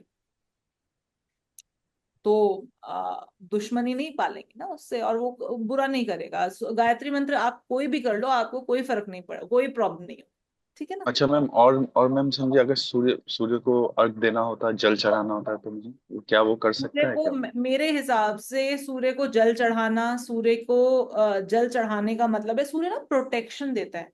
और सूर्य को जो जल चढ़ाया जाता है ना, वो बेसिकली इसलिए चढ़ाया जाता है क्योंकि हम सूर्य की एनर्जी बड़ी रॉ एनर्जी है, बहुत बहुत रॉ एनर्जी है, उसको एज इट इज लेने से कई बार परेशानी हो सकती है, तो इसलिए उसको जल चढ़ाते हैं। चंद्रमा की एनर्जी से फिल्टर होकर जब सूर्य की एनर्जी हम तक पहुंचती है, तो वो हमारे लिए, हम उसे एब्जॉर्ब कर पाते हैं। देखो, आपने अगर साइंस पढ़ी हो, मैंने बहुत कम पढ़ी है, लेकिन जितना पढ़ा तो उससे ये समझ में आया कि कोई भी जो एनर्जी है ना, वो है हमारे अराउंड में, एनर्जी है, हम उसको बस ट्रांसफॉर्म करें, एनर्जी एक दूसरे में ट्रांसफॉर्म हो रही है, वो एनर्जी हम लोग ले रहे हैं और उसको ट्रांसफॉर्म कर रहे हैं। ऐसा समझ में आता है आपको? तो कोई भी एनर्जी है, उसको ट्रांसफॉर्म कर रहे हैं, ट्रांसफॉर्म कर रहे हैं, ट्रांसफॉर्म कर रहे हैं। तो बेसिकली आप सूर्य की एनर्जी को ट्रांसफॉर्म करके अपने अंदर ले पा रहे हो। कोई भी एनर्जी को आप रॉ नहीं ले पाते हो, उसको ट्रांसफॉर्म करके आप ले पाते हो, ठीक है। तो आप सूर्य की एनर्जी को, सूर्य की एनर्जी प्रोटेक्शन की एनर्जी है, लेकिन उसको, वो प्रोटेक्शन की एनर्जी आपको कब मिलेगी? जब आप उसको मून के साथ अलाइन करोगे तब, ठीक है। तो सूर्य की एनर्जी, आप कोई भी ड्राइवर से रिलेट होते हो, आप सूर्य को पानी भी दे सकते हो, आप सूर्य को का गायत्री मंत्र भी कर सकते हो, ठीक है। ठीक ठीक। Thank you ma'am. बिल्कुल। और आप जो खाना खाते हो ना, वो सूरज की वजह से ही बनता है, हाँ फोटोसिंथेसिस मैम। नहीं होगा पेड़ पौधों को। आप ड्राइवर फोटोसिंथेसिस नंबर पेड़ 8 वाले पौधा। उसको बोल दो कि भाई देखो ऐसा है, तुम खाना वाना मत खाना तुम नहीं तो पता चले तुम्हारा तुम्हारा तो ड्राइवर नंबर 8 है, कहीं कुछ ऐसा हो जाए तुम्हारे साथ। ऐसा नहीं होता है, ठीक है। ठीक। हाँ thank ji. You ma'am. God bless। जय श्री राम। हाँ जी, प्रभात जी बताइए। नहीं मैडम, सिर्फ एक चीज बोलनी थी। हाँ आपको कोटि कोटि प्रणाम, क्योंकि मेरे जो है ना, कुछ लोग ऐसे टकराते हैं इतनी लाइफ में काफी। 2 क्लास आपके, 2 क्वेश्चनर अटेंड किए लाइव, उसके अंदर एक चीज तो ये हो गई कि आपको बहुत ज्यादा एक्सपीरियंस है, कुछ चीजें आप पकड़ लेते। एक एक छोटा सा एग्जांपल देता हूँ। अभी कुछ चीजें ऐसी हुई हैं दोनों क्लासेस में। सिर्फ एग्जांपल में डायरेक्टली नहीं बोलूंगा। एग्जांपल में जैसे मैं किसी काफी टाइम पहले लकड़ी बिजनेस में था, और मैं ऐसे ऐसे मतलब एक्सपीरियंस लोगों से टकराता था जो लकड़ी सूंघ के बता देते थे कौन सी ट्री से आई है। वो सूंघ के बता देते थे कि ये पाइन ट्री है, ये क्रिसमस ट्री है, कौन सी ट्री से लकड़ी निकली है। ऐसे आप है, आप इन चीजों को समझ जाते हैं कि कौन सी चीज कैसे कोई पूछ रहा है, क्या नहीं पूछ रहा है, कहाँ से कोई क्वेश्चन आया है, और क्या चीज हो रही है। तो मुझे ऐसा लग रहा है कि मैं सही जगह आके रुका हूं जहां से मैं ज्ञान ले रहा हूँ। सिर्फ ये चीज बोलनी थी आपको, इसलिए मैंने हाथ रेस किया। दो क्वेश्चन कुछ आपकी जो एस्ट्रोलॉजी की एडवांस क्लासेस में जो आपके लाइव क्लासेस है 2-2 घंटे की, वो कुछ देखी है मैंने। उसके अंदर भी कुछ ऐसे इंसिडेंट्स हुए हैं, कुछ आपने ऐसे आंसर्स दिए हैं, कुछ बिना पूछे क्वेश्चनों के आंसर्स दिए हैं। उससे ऐसा लगा मुझे कि नहीं, आपको बहुत बहुत डीप एक्सपीरियंस है इन सारी चीजों का। और मैंने एक चीज और बताई है कि मुझे नहीं है, मैं बार बार, मैं कई बार अपनी क्लास भी खुद सुन लेती हूँ।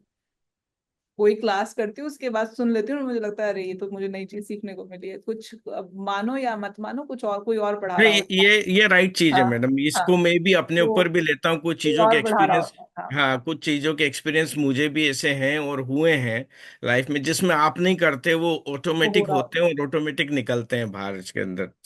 आप बट हमेशा देखना, सही मैं सोर्स कभी से आ कोई, रहे हैं ना। बिल्कुल मैं कभी कोई बुक नहीं रख के बैठती हूँ अपने साथ। कभी नहीं रखती मैं, कोई कोर्स हो कुछ हो कभी हो, मैं कोई बुक नहीं रख के बैठती। हाँ, कई बार कुछ पॉइंट लिख लेती हूँ कि ये पॉइंट जिससे कि कोई छूटे ना, कि वो पॉइंट्स हम उस उन बारे में मैं बोल दूं। लेकिन मैं कभी कोई बुक नहीं रख के बैठती, सिर्फ इस वजह से क्योंकि अगर मैंने बुक रख ली, बुक वैसे बुक है भी नहीं कि बुक से कुछ करूं पढ़ूं। एक चीज थी, निकोलस टेक्ला, कोई कुछ नाम एग्जैक्टली मुझे ध्यान नहीं आ रहा, उसने एक बात बोली थी और बहुत ही जबरदस्त लगी मुझे वो बात, कि ना हमारी फ्रीक्वेंसी हमारी फ्रीक्वेंसी ना मैच हो जाती है। हर चीज है यूनिवर्स में। हम कहते हैं कि आप, कई बार मुझसे लोग बोलते हैं कि कहाँ से देखा आपने, कहाँ से पढ़ा है, कहाँ से खोज निकाला। मुझे नहीं पता। और चीज ऑटोमेटिकली आ जाती है, चीज ऑटोमेटिकली पता चल जाती है, अच्छा ऐसा हो रहा है। ये जैसी वो फ्रीक्वेंसी, रेडियो सुनते हैं आप, रेडियो पे वो फ्रीक्वेंसी मैच हो जाती है तो वो गाना बज जाता है ऑटोमेटिकली। तो वो वही होता है कि वो चीज आ जाती है पता नहीं कैसे, लेकिन वो फ्रीक्वेंसी मैच हो जाती है। तो कुछ फ्रीक्वेंसी तो बाहर से है, कुछ वो मेरे अंदर नहीं है कुछ भी। वो फ्रीक्वेंसी बाहर से आ रही है, कहीं ना कहीं से तो आ रही है, किसी ना किसी को। आप सब लोगों के जो आप सब लोगों की एनर्जी है, जिसकी वजह से आपको ये जो भी एनर्जी है वो जो दे पा रही है, वो आप सब लोगों की एनर्जी है। इसमें मेरा रत्ती भर भी, लिटरली सेंस में मेरा रत्ती भर भी इतना सा भी योगदान नहीं है। ये आप लोग हैं, जो आप लोगों का वो है, जो आपको मिलना है वो मिलेगा ही मिलेगा, वो होगा ही होगा। मैं नहीं होंगी तो कोई और होगा, कोई और नहीं होगा तो कोई और होगा, लेकिन आपको वो एनर्जी मिलेगी ही मिलेगी, जो एनर्जी आपको दे रही है। ठीक है ना। नहीं मैम, आप पहचान तो प्लीज। लेते हो, हाँ, बात तो है। तो ये तो मतलब, ये और जो आप दूसरी बोले ना, मैम, किताब किताब नहीं रखते हूँ मैं, किताब नहीं। ये आपका CA CS का कोर्स की वजह से जितने भी लोग उस तरफ से निकले ना, वो सब ऐसे ही होते हैं। मेरे बच्चे भी बोलते थे मुझे कि मेरा एक बार उन्होंने मेरे बर्थडे पर ना पूरा वो लिखा था, कभी शेयर करूंगी यूट्यूब पर, वो पूरी एक वीडियो है। उस पे उन्होंने लिख रखा था, the only teacher which don't teach from book. मैं वहां पर भी किताब नहीं खोलती थी। मैं बोलती अरे सुनो, मेरी मेरी कहानियां सुनो, मैं तुम्हें कहानियां सुना सुना के लॉ पढ़ा दूंगी, मैं तुम्हें कहानियां सुना सुना के इकोनॉमिक्स पढ़ा दूंगी। अरे सारी बात छोड़ो, मैंने अकाउंट्स कहानियां सुना सुना के पढ़ा दिए बच्चों को कि ये क्रक्स पकड़ लो तुम इसका, फिर सारी चीजें सॉल्व हो जाएंगी। तो ये बेसिकली, तो उस पे लिखा था बच्चों ने कि the only teacher which don't teaches from the book, तो मतलब which who teaches from her heart. तो फिर मैं उनको ऐसे ही बोल रही हूँ, बेटा दिमाग से पढ़ाती हूँ, दिल से नहीं। ये दिमाग से सिर्फ करते हैं। ये सिर्फ अकाउंट्स के टीचर, और वो भी CA CS के टीचर ही कर सकते हैं ऐसे। और शायद हो सकता है, मुझे नहीं पता, हो सकता है हम लोग कुछ ऐसे टीचरों से मिले हुए। मैंने भी किया है कोर्स, कभी पास नहीं हुआ लेकिन काफी टाइम तक किया CA CS। और कुछ ऐसे टीचर्स से मिला। आप शायद मिले नहीं मिले, एक शाहरुख एडिबाम करके टीचर हुआ करते थे, वो सिर्फ स्टोरीज में ही सुनाते थे इन कोर्सेस में। तो नहीं ठीक है, मैम मतलब वैसे न्यूमरोलॉजी से हमारा भृगु नाड़ी काफी जुड़ा है ना, वो करना चाहिए ना। बेस्ड है ये Yes. कहते हैं भृगुनंदी नाड़ी तो बेस्ड है एस्ट्रोन्यूमरोलॉजी का, न्यूम- बेस है वो। सिंपल सी बात है। और कहाँ से आया है ये एस्ट्रो बेसिक? जैसे भृगुनंदी नाड़ी में हम कहते हैं कि एक अकेला फॉर्म ऑफ एस्ट्रोलॉजी है भृगुनंदी नाड़ी, जहां पर आपको समय नहीं चाहिए होता। भृगुनंदी नाड़ी में आपको समय नहीं चाहिए, आप सिर्फ नाड़ी बना रहे हो। उसी उसी वो तो बेस है एस्ट्रोन्यूमरोलॉजी का। लेकिन जब हम कहते हैं हमको एस्ट्रोलॉजी नहीं पढ़नी, अब जैसे जो भृगुनंदी नाड़ी की क्लास चल रही है, वो इतनी अच्छी चल रही है, इतनी मजेदार है कि वो क्लास खत्म हो गई है, लेकिन मैंने उसको क्लास को खत्म नहीं किया है। मैं कह रही हूँ अरे तुम चलाओ, मजे आ रहे हैं, मुझे भी मजे आ रहे हैं लोगों के साथ ना। मुझे भी अच्छा लगने लग रहा था, मुझे लगने लग रहा था वाह कितने अच्छे, मतलब मैं इतनी खुश हो जाती हूँ एट टाइम्स कि ये मुझे कितने अच्छे लोग मिल गए। थैंक यू सो मच भगवान जी, मतलब कि आपने इन लोगों को दिया मुझे, कि इतने रेलेवेंट, इतने परफेक्ट क्वेश्चन करते हैं, पढ़ के आते हैं और चीजें देखते हैं। तो I am like I am blessed with the people जो मेरे साथ आते हैं। वो लोग बहुत ही अलग इंटेलेक्ट के होते हैं, जिसकी वजह से वो चीजें निकल पाती मैम सब आप ही की कृपा मैम है जैसे आपने हैं। अरे हम नहीं, लोग के ऊपर। जैसे ऐसे आपने बताया मैम। यापा गुप्ता बताइए। दशमी जी बॉर्न मैम। पर्सन। हाँ। हाँ मैम, मुझे ना शनि शनि की 7.5 से रिलेटेड क्वेश्चन पूछना था। जैसे कि अभी शनि ट्रांजिट भी करेंगे नेक्स्ट ईयर मार्च में, 29 मार्च आई बिलीव, अगर डेट सही है हाँ, तो। हाँ मैम। तो मैम जैसे कि, चले जाए। हाँ जी मैम, स्पाइसेस में चले जाएंगे। तो क्या ऐसा होता है कि जैसे शनि की 7.5 जिसकी भी लगने वाली होगी, तो राशि परिवर्तन होगा वहां पर। हम्म। तो जैसे राशि परिवर्तन होता है तो मैम जिन जिन जिन लोगों का बता देती हूँ, जिन जिन लोगों का चंद्रमा एरीज राशि में होगा, उन लोगों की 7.5 स्टार्ट हो जाएगी। हाँ। तो मैम जैसे पूरी 7.5 एक टेन्योर होता है, फिर हम्म। उसमें जो अढ़ैया होती है जो 3 डिवीजन में होती है, तो जैसे ही शनि राशि परिवर्तन करते हैं हर साल, तो क्या हर साढ़े हर साथी साल का जो ऐसा अढ़ैया, राशि परिवर्तन नहीं करते आप, 2.5 साल में करते हैं राशि परिवर्तन। सॉरी मैम, हाँ 2.5 साल में जो राशि परिवर्तन करेंगे वो, तो जो राशि परिवर्तन होगी तो क्या 7.5 का जो ड्यूरेशन है 3 भाग में बटा हुआ, तो हर अढ़ैया के रिजल्ट अलग आते हैं। बिल्कुल। हर 2.5 साल का जो रिजल्ट होता है ना, वो अलग आता है। वो इस चीज के ऊपर डिपेंड करता है। इनफैक्ट अभी हम लोग वेदिक की क्लासेस जो करेंगे ना, उसमें हम इसको मैं इसको इलेबोरेट करूंगी किस तरीके से आपका जो सैटर्न है, जहां पर आपका शनि है नेटल चार्ट में। क्योंकि हम 7.5 के लिए हम क्या ले रहे हैं, केवल कि आपका जो नेटल मून है, आपका नेटल मून जहां पर है, वहां से सैटर्न गोचर कर रहे हैं। सैटर्न वहां से उसके एक राशि पहले आए, उसके ऊपर आए और उसके आगे चले गए, तो वो 7.5 का टेन्योर 7.5 ही मान लिया। लेकिन ये 2.5 साल, पहली जो 2.5 साल है 7.5 का, फिर जो मेन जो पीक टाइम है 7.5 का, और फिर जो वो ढलता हुआ 7.5 है, उन तीनों का रिजल्ट अलग अलग होगा। कैसे डिटरमाइन करेंगे उसका रिजल्ट, वो डिपेंड करता है कि आपका नेटल सैटर्न कहाँ पर है। जब हम नेटल सैटर्न के बारे में बात करते हैं कि नेटल सैटर्न से गोचर करता हुआ सैटर्न कहाँ पर है, ये दो चीजें देखते हैं जब हम 7.5 का रिजल्ट वैसे डिटरमाइन करते हैं। लेकिन फिर भी एक सिंपल तरीका बताऊं, कोई भी और तरीका लगाने की जरूरत नहीं है। एक सिंपल तरीका है 7.5। बहुत सारे लोगों मतलब बहुत ऑब्वियस सी बात है, 7.5 का टेन्योर जो है 7.5 साल का, ये बहुत एक सिंपल बात है कि 7.5 का टेन्योर आपको मन से दुखी करेगा ही करेगा। ठीक है, मन से दुखी मतलब कोई ना कोई ऐसी बात जरूर होगी, कोई ना कोई ऐसी परिस्थितियां जरूर आएंगी जो आपको मन से परेशान करेंगी, मन से दुखी करेंगी। और 7.5 का पीरियड एक्सट्रीमली कई बार खराब जाता है, कई बार एक्सट्रीमली खराब नहीं जाता, अच्छा जाता है, लेकिन स्टिल उसके बावजूद भी कुछ ना कुछ बातें ऐसी जरूर होती हैं कि जो आपको आपका मन दुखाती हैं। ठीक है। तो 7.5 का एक सिंपल फैक्ट फंडा है, क्या जाएगा, कैसा जाएगा, किस तरह जाएगा, इसको अगर छोड़ के बाकी सब लोगों को एक चीज बता दूं, क्योंकि आप लोग तो वैदिक में पढ़ोगे कैसा जाएगा, किस तरह से जाएगा, लेकिन आपको अगर मैं सिंपल चीज बता दूं, तो फूड डोनेट करना चाहिए। जब भी 7.5 चल रही हो तो हमेशा ध्यान रखो कि हर शनिवार को या हर अमावस्या को भंडारा करें। एक चीज, एक सेकेंड, हाँ आज कोई ऑफिस में है नहीं तो मैं अकेली हूँ, 2 मिनट, हाँ वेट करना, आती हूँ अभी।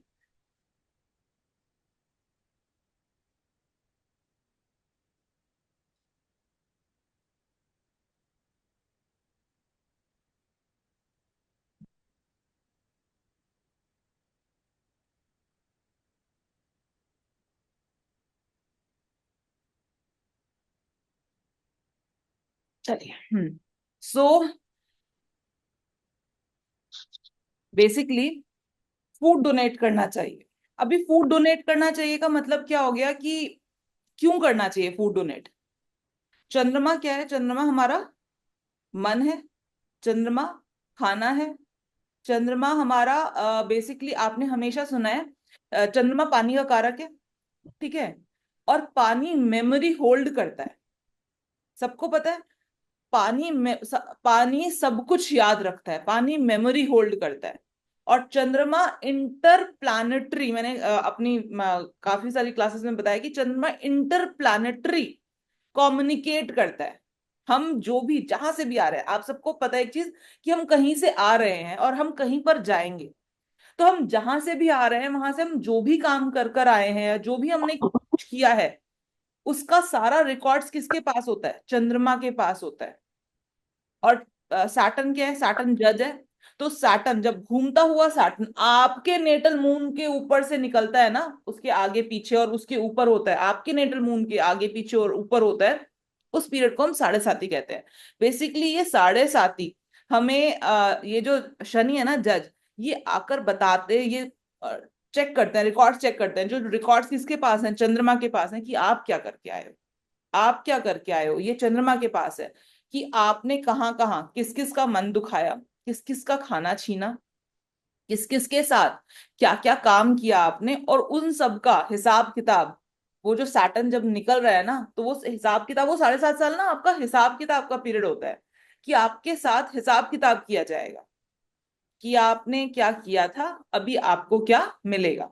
आप उस पर्टिकुलर टाइम पर, और क्योंकि चंद्रमा के ऊपर से गुजर रहे होते हैं शनि, तो इस वजह से हमारे मन को वो तकलीफें जो होती है ना वो याद रह जाती हैं। इसलिए हम कहते हैं, ऐसा नहीं होता कि साढ़े साथी के अलावा हमारे लाइफ में प्रॉब्लम्स नहीं आती है, साढ़े साथी के अलावा हमारे लाइफ में इश्यूज नहीं होते, प्रॉब्लम्स नहीं होती, होती हैं, लेकिन हमारे मन को जो याद रह जाती है ना, जो चीज हमारे मन को दुख दुख जाती है और वो हमें जिंदगी भर याद रह जाती है कि यार उस पर्टिकुलर टाइम में ना मेरे साथ काफी खराब हुआ था, हमें याद वही रहता है जो हमारे मन को याद रह जाता है। तो वो साढ़े साती का पीरियड होता है। तो बेसिकली क्या क्यों कहा गया कि साढ़े साती के टाइम पर आप जितना हो सके आप लोगों को फूड डोनेट करो। चंद्रमा बेसिकली, चंद्रमा खाने का कारक है। जब भी आपके घर में कोई आता है, गेस्ट आता है, तो हम क्या करते हैं? हम कुछ करें ना करें, हम उसको कुछ खाने के लिए जरूर देते हैं। ये कहीं पर आप किसी भी धर्म में चले जाओ, किसी भी धर्म में चले जाओ, ये एक रिचुअल, ऐसा रिचुअल है जो चाहे हिंदू हो, मुसलमान हो, क्रिश्चियन हो, बंगाल, कोई कोई भी, ईसाई हो, कोई कोई भी धर्म को आप मानते हो, लेकिन जब भी आपके घर में कोई आता है आप उसको क्या सोचते हो? यार इसको हम क्या खाने को सर्व कर दें, क्योंकि खाने से हमारे ना मन जुड़ा हुआ है, हमारे खाने से, हमारे खाने से हमारा मन जुड़ा हुआ है, हमारा ईच एंड एवरीथिंग हमारे खाने से जुड़ी हुई है। तो बेसिकली अगर आपने किसी का मन दुखाया है, किसी का कुछ भी, कोई कोई भी आपके काम से किसी का मन दुखा है, तो आप भंडारा करके आप क्या कर रहे हो? आप भंडारा करके आप लोगों का मन खुश कर रहे हो, उनको उनको खाना खिला के उनका मन खुश कर रहे हो। तो अब बेसिकली आप साढ़े साती के टाइम पर जब आप ये काम करते हो, तो आपको जो भी आपकी प्रॉब्लम्स होते हैं उनमें आपको रिडक्शन दिखाई देना शुरू हो जाता है। क्योंकि शनि माफ तो नहीं करेगा, लेकिन स्टिल शनि माफ नहीं करता, लेकिन शनि रिलैक्स कर देता है, चीजों को रिलैक्स कर देता है। जैसे कि जब आपको सजा होती है, तो जज सजा माफ तो नहीं करता, लेकिन सजा का टेन्योर कम कर देता है। सजा का जो बहुत ज्यादा मतलब अगर आपका व्यवहार अच्छा रहे तो आपको जेल में भी अच्छे तरीके से रखा जाता है, बुरा नहीं आपके साथ किया जाता, या फिर जो आपको प्रॉब्लम या आपको डीलिंग नहीं किया जाता लोगों के साथ। तो वही सेम चीज हमारे साढ़े साती में चलती है कि प्रॉब्लम्स तो आती हैं, प्रॉब्लम्स ऐसा नहीं है, और वो भी मन को दुखी करने वाली प्रॉब्लम्स भी आती है, लेकिन उनका जो पैरामीटर होता है ना वो इतना कम हो जाता है कि अब आपको लगता है कि ठीक है, I can handle it, I can handle it. तो ये एक सबसे बड़ी अच्छी चीज होती है साढ़े साती में, जो हर इंसान को करनी चाहिए। अब कई बार क्या होता है, लोग होते हैं बोलते हैं हम बाहर हैं, अब हम बाहर हैं, हम तो भंडारा नहीं कर सकते, जो लोग इंडिया में वो तो भंडारा कर लेंगे, बाहर लोग भंडारा नहीं कर सकते। तो आप सिंपली, भंडारे का मतलब सिंपली इतना नहीं है कि आप किसी इंसान को खाना खिलाओ, आप भंडारे में आप बर्ड फीडिंग कर सकते हो। आप कहीं पर भी हो, आप कोई भी कंट्री में हो, लेकिन वहां पर एक पर्टिकुलर प्लेस होती है जहां पर आप जाकर बर्ड्स को फीड कर सकते हो, ठीक है? कोई भी ऐसा पशु पक्षी जो आपको मिले जिसको आप वो कर पाओ, फीड कर पाओ, बहुत अच्छा है। नहीं मिलता, नहीं होता, प्रॉब्लम है, नहीं हो रहा, तो बहुत सारी ऐसी ऑर्गेनाइजेशन है, ऐसी चैरिटेबल ऑर्गेनाइजेशन हैं जो लोगों को खाना खिलाने का ही काम कर रही हैं। आप उसमें कंट्रीब्यूट करो, ठीक है। बट हाँ, देखकर कि वो सचमुच में वो काम कर रही हैं कि नहीं कर रही हैं, सिर्फ एक फेक है, तो वो देखना आपकी रिस्पॉन्सिबिलिटी है। तो किसी भी तरीके से आपका कंट्रीब्यूशन होना चाहिए genuinely to make someone happy. नहीं होता और कुछ नहीं होता, आप सिंपली बूढ़े लोगों की सेवा कर सकते हो इस पर्टिकुलर टाइम पर। ओल्ड एज होम्स होते हैं, अगर आप बाहर की बात करें तो कई बार आप देखोगे कि वहां पर आप बेगर्स नहीं होते, लेकिन ओल्ड एज होम्स होते हैं। वहां पर ऐसे लोग होते हैं जो फिजिकली चैलेंज्ड हैं, उन लोगों के लिए एक होम्स होते हैं। तो वहां पर जाकर कुछ अपनी फिजिकल हेल्प करो। तो जितना आप ये सारी चीजें करोगे ना, सिंपल सी बात है, एक मोटिव ये है कि मन को, आपका चंद्रमा के ऊपर से गुजर रहा है शनि, तो आप सामने वाले के किसी भी लार्ज स्केल पर सामने वाले के मन को खुश करो। आपका जो भी आप प्रॉब्लम करके रहो, देखो सिंपल सी बात है, हम सब लोगों ने यहाँ जन्म लिया है, कुछ ना कुछ तो कर कर आए हैं। ऐसा नहीं है, कोई दूध का धुला नहीं है, कुछ ना कुछ तो कर कर आए हैं, कोई कम कोई ज्यादा, सब कर कर आए हैं। तो सिंपल सी बात है, इस पर्टिकुलर टाइम पर हम अपने जो भी हमने किया था उस टाइम को, उसको मतलब उसको कॉम्पनसेट करने की कोशिश करते हैं by helping others. By helping others, कोई भी बूढ़ा व्यक्ति है, हैंडीकैप्ड पर्सन है, कोई भी ऐसा इंसान है, उसको हेल्प करते हैं, ठीक है। Yes ma'am. सो जैसे कि किसी की शनि की महादशा चल रही है फॉर एग्जाम्पल, तो शनि जहाँ दृष्ट कर रहे हैं उन प्लैनेट्स की जब दशाएं आती है तो रिजल्ट 100% डिलीवर होते हैं। तो सिमिलरली क्या ट्रांजिट में जब शनि जाते हैं और जहां दृष्ट कर रहे हैं, मतलब अगर किसी की शनि की महादशा में शनि की 7.5 भी लग गई, तो वो 3-3-6 दृष्टियां एक्टिव हो गई कुंडली में, राइट मैम। तो ट्रांजिट का जो शनि है जहां दृष्ट करेगा, एग्जैक्टली लाइक जो प्लैनेट की दशा आएगी तो ही वो ट्रांजिट के रिजल्ट्स होंगे। देखो ट्रांजिट, सबसे पहली चीज तो ना, जो आपका कुंडली है वो आपका प्रॉमिस है, ठीक है। कुंडली प्रॉमिस है कि ये चीज होगी, वो चीज कब होगी। ट्रांजिट आपका डिलीवरी बॉय है। अब कोई व्यक्ति, मान लीजिए किसी व्यक्ति का एक प्रॉमिस है, उसके चार्ट में एक प्रॉमिस दिखाई दे रहा है कि ये व्यक्ति बहुत ज्यादा धन कमाएगा, लेकिन ये कब कमाएगा। इस व्यक्ति को सीईओ की पोजीशन मिलेगी, ठीक है। अगर मैं फिर बोल रही हूँ कि चार्ट में प्रॉमिस है कि नहीं है, ऐसा नहीं है कि क्योंकि गोचर तो सबके लिए सेम आता है ना, ठीक है। जितने भी दुनिया में लोग हैं सबके लिए अब मार्च में जो सैटर्न ट्रांजिट करेंगे पाइसेस में, वो सबके लिए सेम करेंगे, लेकिन सबको रिजल्ट रिजल्ट कैसे मिलेंगे, जो उनके चार्ट में प्रॉमिस्ड रिजल्ट है। तो गोचर डिलीवरी बॉय का काम करता है उन रिजल्ट्स को आप तक पहुंचाने में, जो रिजल्ट्स आपकी कुंडली शो कर रही। Getting my point? Yes ma'am, thank you ma'am. God bless you. हाँ, नेक्स्ट क्वेश्चन। हाँ जी, सीमा जी बताइए। मैम मेरे को ऐसे जानना था कि कुंडली में जब हम किसी की कुंडली देखते हैं तो कोई क्वेश्चन ऐसे करता है कि हमारे सास ससुर कैसे होंगे, तो मैम वो कौन से हाउस से रिलेट होगा? देखिए, जो आपकी सास है, मतलब कि कोई भी इंसान की सास, वो कोई भी, 10th हाँ। हाउस से देखेंगे। 10th हाउस से क्यों देखेंगे? 10th हाउस से क्यों देखेंगे? क्योंकि अगर आपका जो जो भी स्पाउस है वो 7th हाउस से देखते हैं। 7th हाउस, अब राइट मैम। 7th हाउस की मदर, 7 8 9 10, 4th हाउस मदर का होता है। फोर्थ तो हाउस, 7th हाउस से 4th हाउस कौन सा है? 10th house. तो सास हमेशा कौन से घर से देखी जाएगी? 10वें घर से। 10वें घर से। अगर वहां पर अच्छे प्लैनेट्स बैठे हैं, अच्छे प्लैनेट दृष्ट कर रहे हैं, ठीक है, सौम्य प्लैनेट है ना, क्रूर ग्रह, राइट, क्योंकि क्रूर ग्रह कभी भी, मैंने कहा था ना आपको, क्रूर ग्रह अपनी क्रूरता नहीं छोड़ते हैं, छोड़ते हैं, exactly, क्रूरता रखते हैं। तो वहां पर अगर अच्छे प्लैनेट्स बैठे हैं, सौम्य प्लैनेट्स बैठे हैं, सॉफ्ट बैठे हैं, तो सास अच्छी मिलेगी, राइट। ठीक है। और अगर वहां पर क्रूर प्लैनेट्स बैठे हैं, क्रूर दृष्टि, मतलब क्रूर प्लैनेट्स की दृष्टि आ गई है, तो ऑब्वियस सी बात है, सास का के साथ थोड़ा सा परेशानी होगी। फादर इन लॉ कहाँ से देखेंगे? जैसे हमने 7th से 4th हाउस देखा किसके लिए? मदर इन लॉ के लिए। तो 7th मदर से इन लॉ, 9th हाउस किसके लिए देखेंगे? फादर इन लॉ के फादर लिए। In law. सिंपल। और लॉजिक हमेशा वही रहेगा। अच्छा, लेकिन ना एक चीज ना हमेशा ध्यान रखना, कई बार ना ये वाला क्वेश्चन के बजाय, कई बार ना कुछ लोग ज्यादा मतलब ये तो फिर भी ठीक क्वेश्चन है कि हाँ मेरे सास ससुर कैसे होंगे या जो भी है, लेकिन कुछ लोग ना ऐसा सवाल पूछते हैं कि ये प्लैनेट कैसा है बताओ।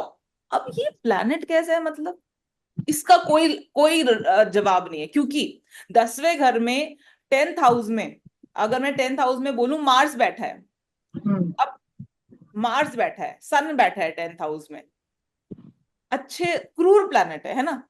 हो सकता है सास अच्छी ना हो, ठीक है, या फिर आपकी उससे ना बने, सिंपल सी बात है, बुरा कोई नहीं होता, लेकिन आपकी उससे ना बने क्योंकि क्रूर प्लैनेट बैठे हैं। लेकिन आपके प्रोफेशन के लिए बहुत बढ़िया प्लैनेट है, बहुत बढ़िया प्लैनेट है, सन और मार्स दोनों दिग्बली हैं 10वें घर में। अब ऐसा व्यक्ति प्रोफेशन की हाइट पर जाने के लिए रेडी है, तो उसकी सास सपोर्ट नहीं करेगी। तो आप ये बताओ ये अच्छा है कि बुरा है? अब हर चीज का ना हमेशा ध्यान रखना, हर चीज के ना दो पहलू होते हैं, राइट। इसके दो दो मैटर, मतलब हम ये कहते हैं, हम कई बार उस पर्टिकुलर पोजीशन में आ जाते हैं, हम कहते हैं हमें दोनों हाथों में लड्डू चाहिए, वो नहीं मिलते। कहीं तो कुछ ना कुछ, आपने धरती पर जन्म लिया है, दोनों हाथों में लड्डू नहीं मिलेंगे, ठीक है, कुछ अच्छा मिलेगा, कुछ बुरा मिलेगा, कुछ सपोर्टिव होगा तो कुछ बहुत चैलेंजिंग होगा, ठीक है ना। तो जो चीजें चैलेंजिंग है, ऑब्वियस सी बात है, आप ये बात हमेशा जब जब जैसे जैसे आप इनफैक्ट वैदिक पढ़ के हमको ये बहुत बहुत क्लियर होने लग जाती है। और अब की बार एक बात ध्यान रखना, आप लोगों में से जितने भी लोगों ने पहले वैदिक पढ़ा हुआ है, don't miss any class of this session.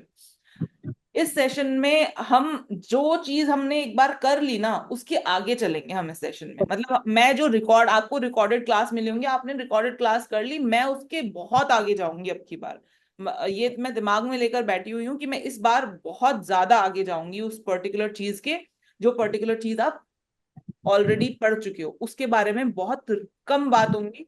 जो बातें आपने नहीं पढ़ी हैं, जिन चीजों को आपने नहीं समझा है, वो चीजें ज्यादा होंगी। पिछली बार मैंने ऐसा इसलिए नहीं किया था क्योंकि पिछली बार आपको ना राशि तक नहीं पता थी, पिछली बार आपको घर तक नहीं पता थे। तो मुझे लगता था कि यार अभी तो घर भी नहीं पता, अभी राशि भी नहीं पता, अभी इतना सब कुछ बोल दूंगी तो ले नहीं पाएंगे, अंदर नहीं जा पाएगा। लेकिन अब की बार मुझे ऐसा लगता है कि हर किसी ने एक रिकॉर्डेड कोर्स पहले से उनके पास है, किया है, समझा है, और अब जो मैं बताऊंगी वो ज्यादा अच्छे तरीके से एब्जॉर्ब कर पाओगे, ठीक है। तो please don't miss any any of the वैदिक क्लास, ठीक है। चलो, थैंक यू तो ma'am, thank you so much. God bless you, जय श्री राम। हाँ जी, नेक्स्ट क्वेश्चन। जी मैम, हाँ जी सौम्या जी मुझे बताइए। पूछना था। हम्म, जय श्री राम मैम। जय श्री राम।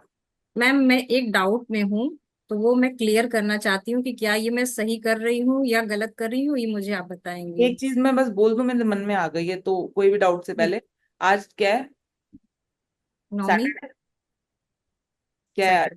सैटरडे। सैटरडे। आपने कौन सा कलर पहना हुआ है? मैंने ऑरेंज कलर। ऑरेंज किसका कलर है? सूर्य का। मत पहना करो यार सैटरडे को ऑरेंज और रेड, मत पहना करो ठीक है, ऑरेंज और रेड मत पहनो।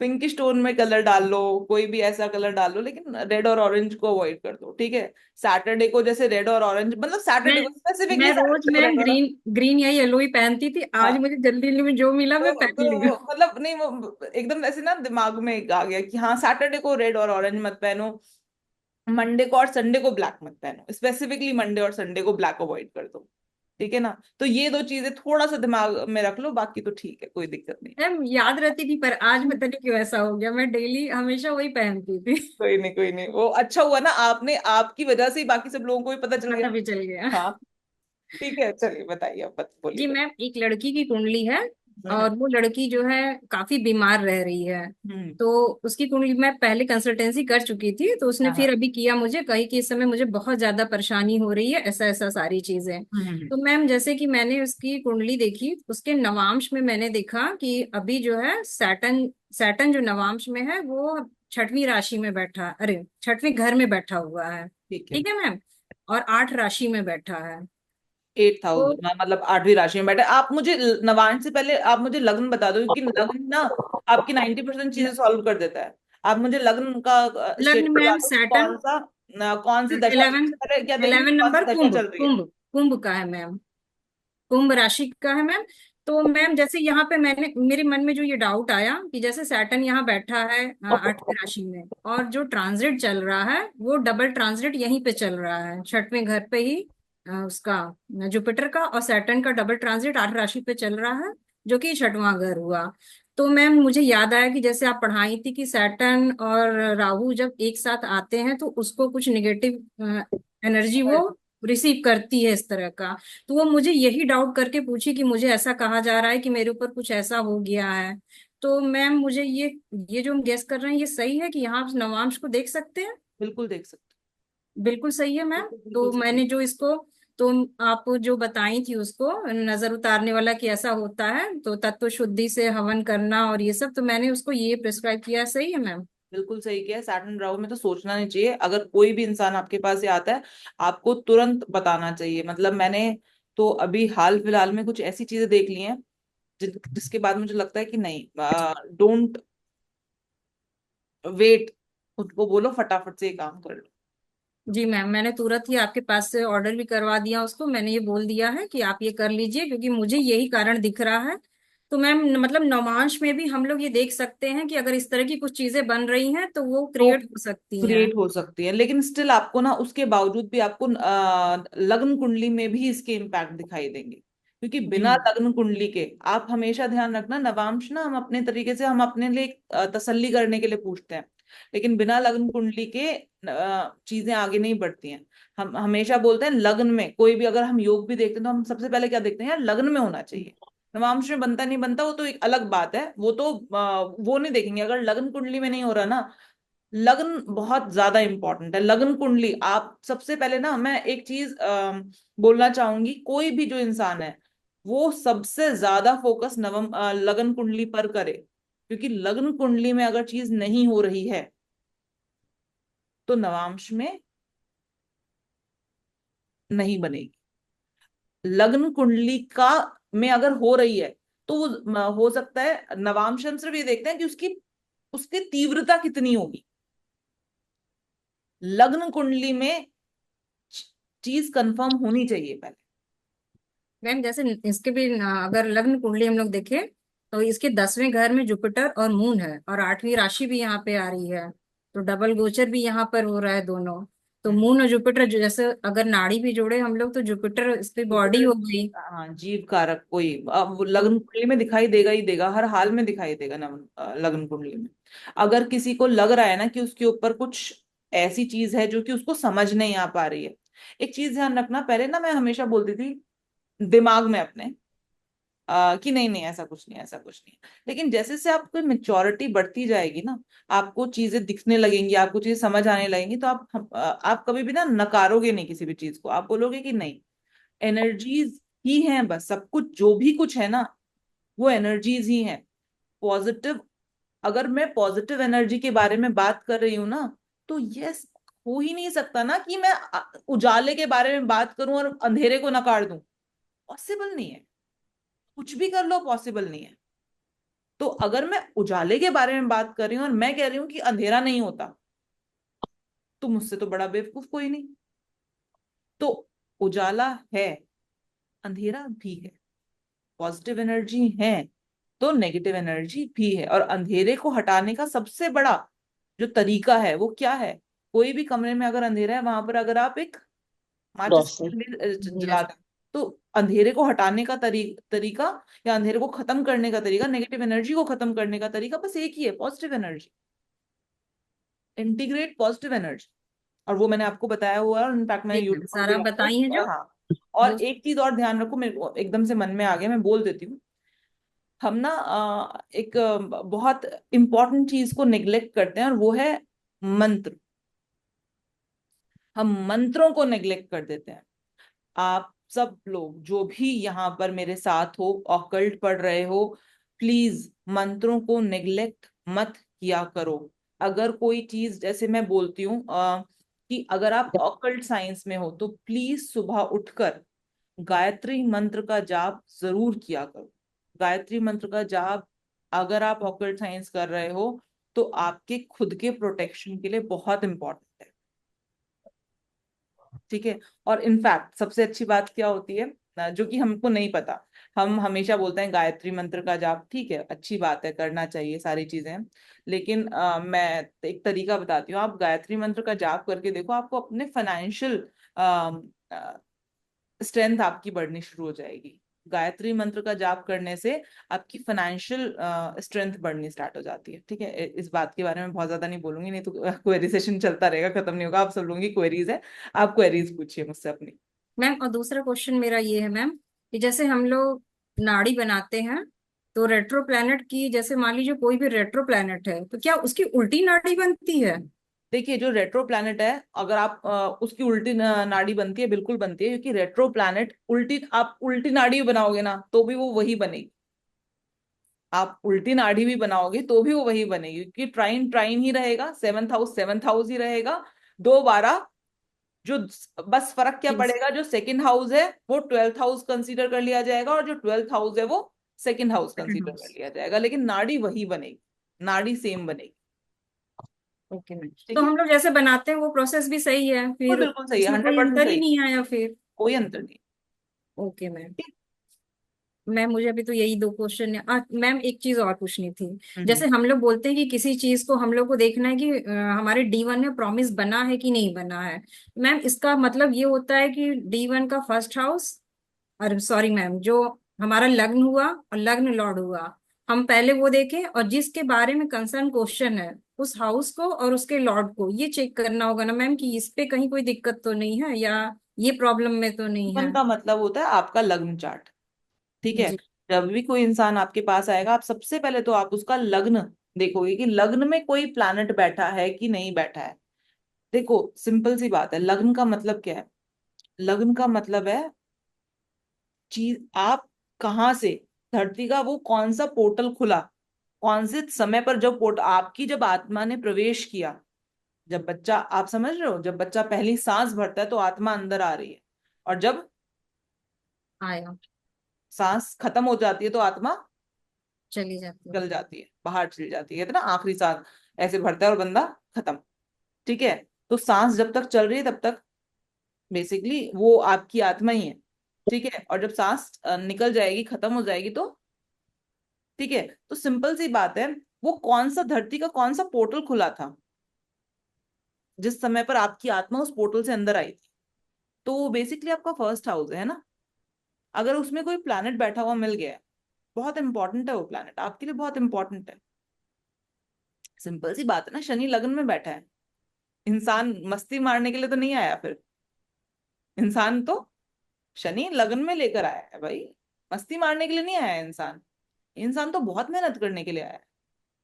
अब ये इंसान अगर आपसे आके ऐसा सवाल पूछ रहा है, कुछ ऐसा बताओ कि अब इतना मतलब मैं पैर पे पैर रखूं और आराम से मैं चैन की बांसुरी बजाऊं और अपने आप चीजें होती रहें, तो आप क्या बोलोगे?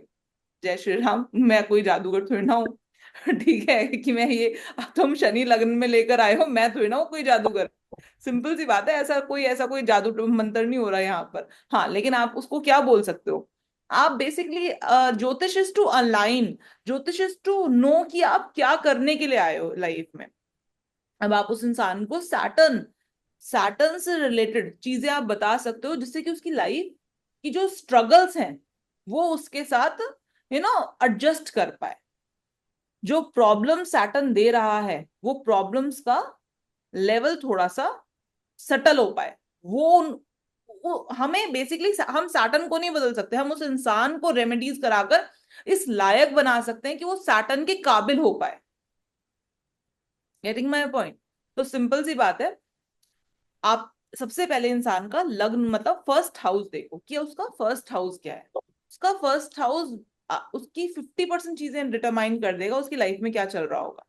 उसकी लाइफ ना फर्स्ट हाउस के अलावा चलती ही नहीं है, हमारी लाइफ फर्स्ट हाउस। अब सिंपल सी बात है, कोई टॉरस लग्न का व्यक्ति आपके पास आ गया, आप उसको ये बोलो कि तुम अपनी फैमिली के बारे में बात मत कर,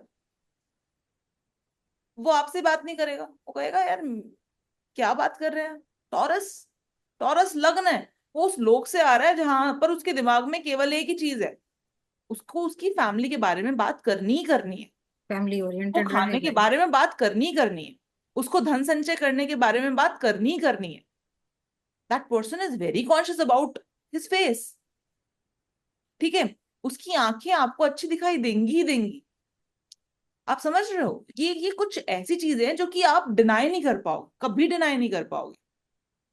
ठीक है, सिंपल सी बात है, आपको उसका लग्न से समझ आना चाहिए वो व्यक्ति कौन है, आप जिस इंसान से बात करने जा रहे हो। हम हमेशा एक चीज बोली जाती है, नो योर ऑडियंस, है ना।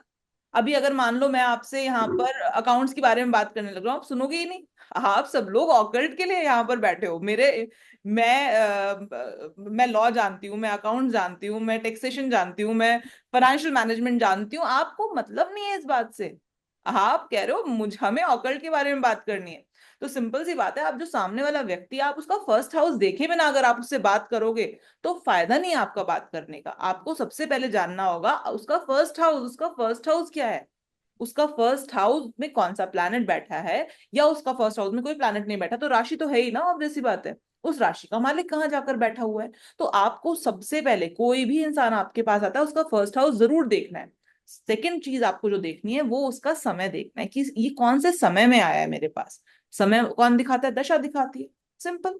आप किसी का भी फर्स्ट हाउस देख लो और उसकी कौन सी दशा चल रही है, और वो दशा का जो प्लैनेट है वो कहाँ बैठा है, कौन सी राशि है उसकी, बस। उसके अलावा मैं चौथी चीज बहुत कम देखती हूँ।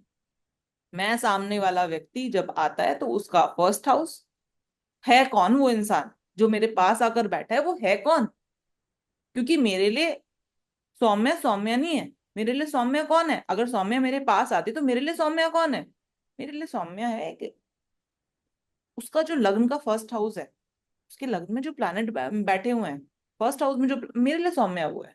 सौम्य उस प्लैनेट से है। ये हम सब दिखते एक जैसे हैं लेकिन हम आए अलग अलग जगहों से हैं। कैसे पता चलता है, first house, first very house. Important. तो आप कभी भी आप चार्ट देखोगे, आप एक पर्टिकुलर चीज को कभी नेग्लेक्ट नहीं करोगे, ये जानने के लिए कि वो व्यक्ति कौन है।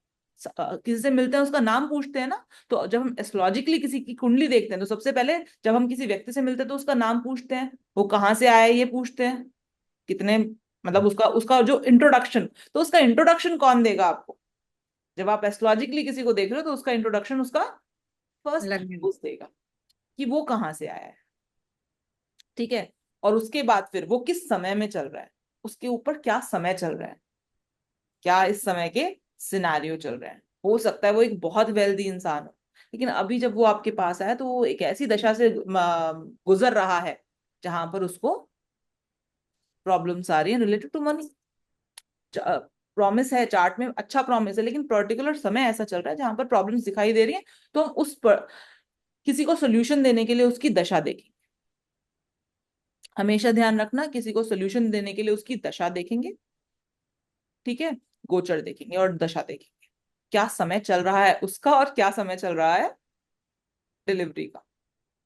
ये दो तीन चीजें देख लो और ठीक है। ठीक है मैम, थैंक यू मैम।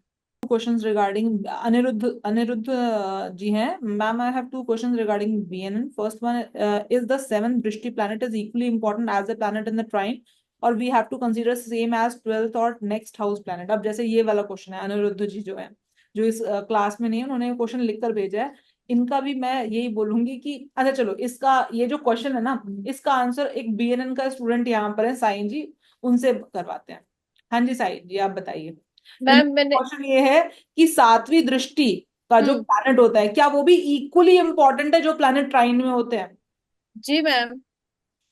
ठीक है। और we will have to consider the same as 12th और नेक्स्ट हाउस प्लैनेट। आपको मैंने ये बताया था कि कौन से प्लैनेट सबसे ज्यादा इंपॉर्टेंट है। सबसे ज्यादा इंपॉर्टेंट है मतलब आप सबसे ज्यादा प्राइम इंपॉर्टेंस, सबसे ज्यादा अच्छा कंजंक्शन किसको मानोगे। तो जो एक साथ तो में रहते हैं।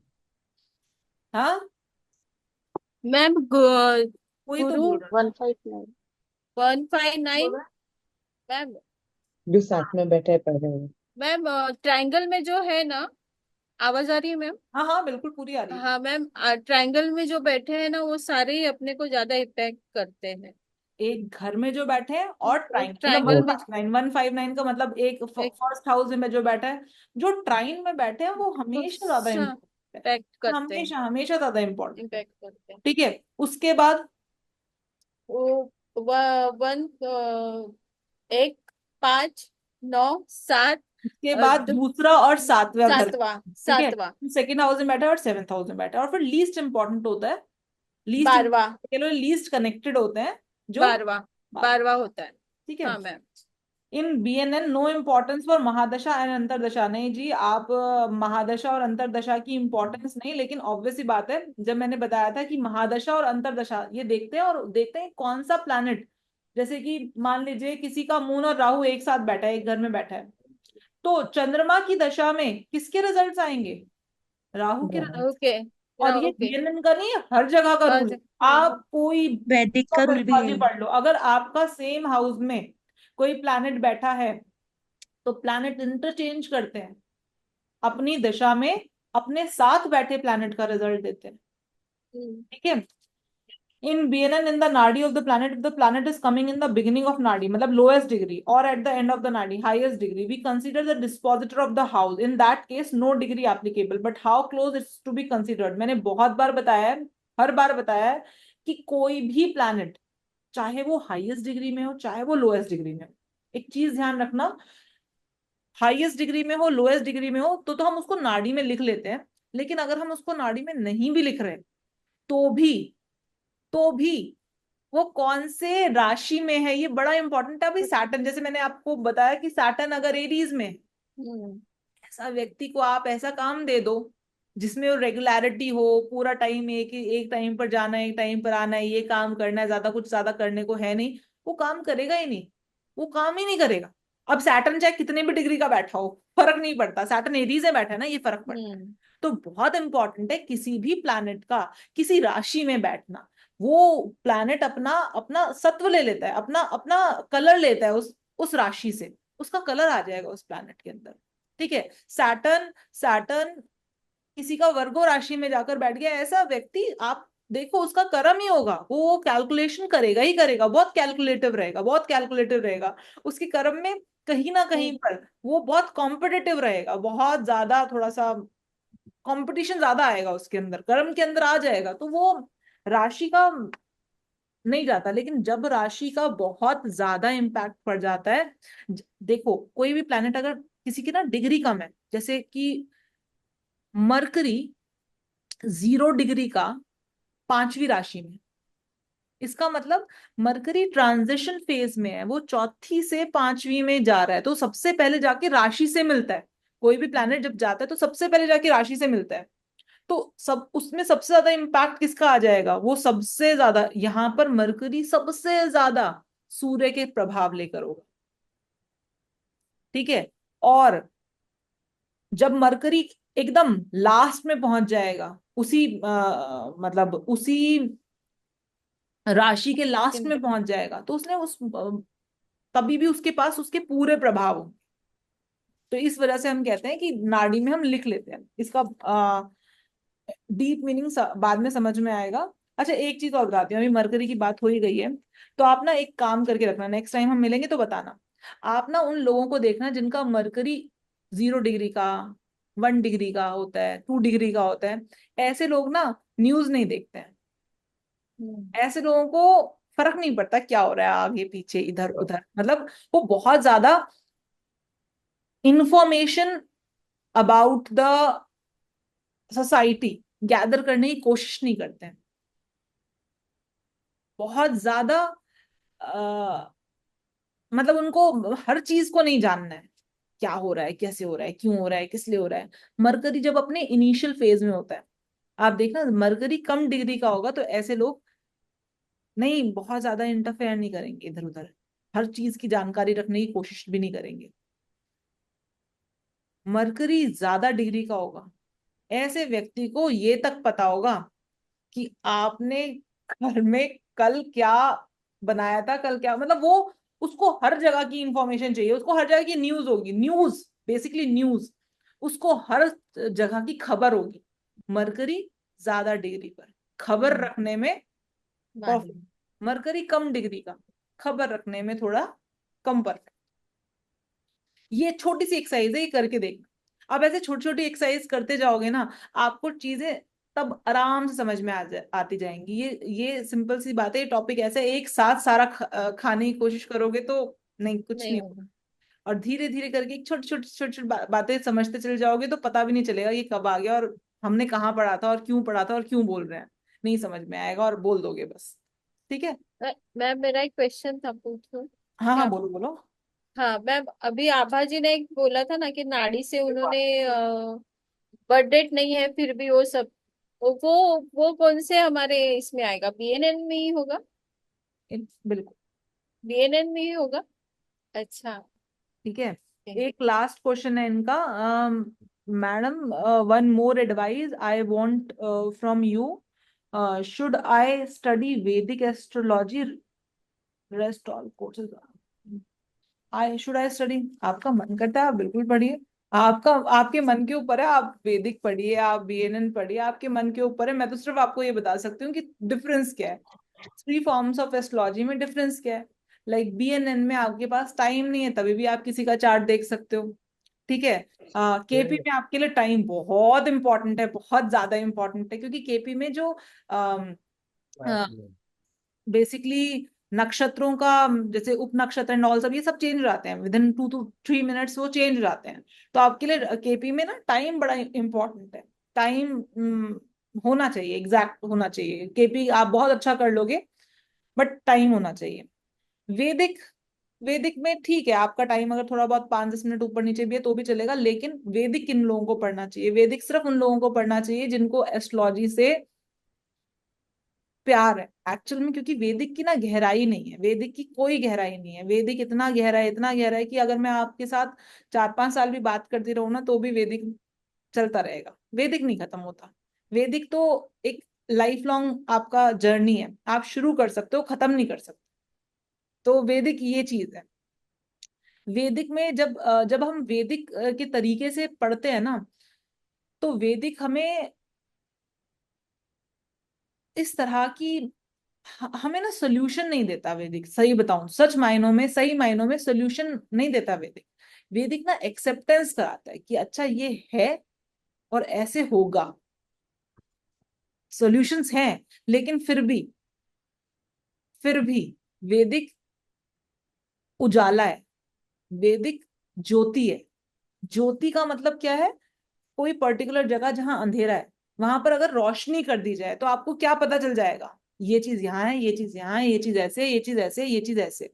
तो वैदिक उजाला है, वैदिक रोशनी है, पता चल जाता है। अच्छा, ठीक है।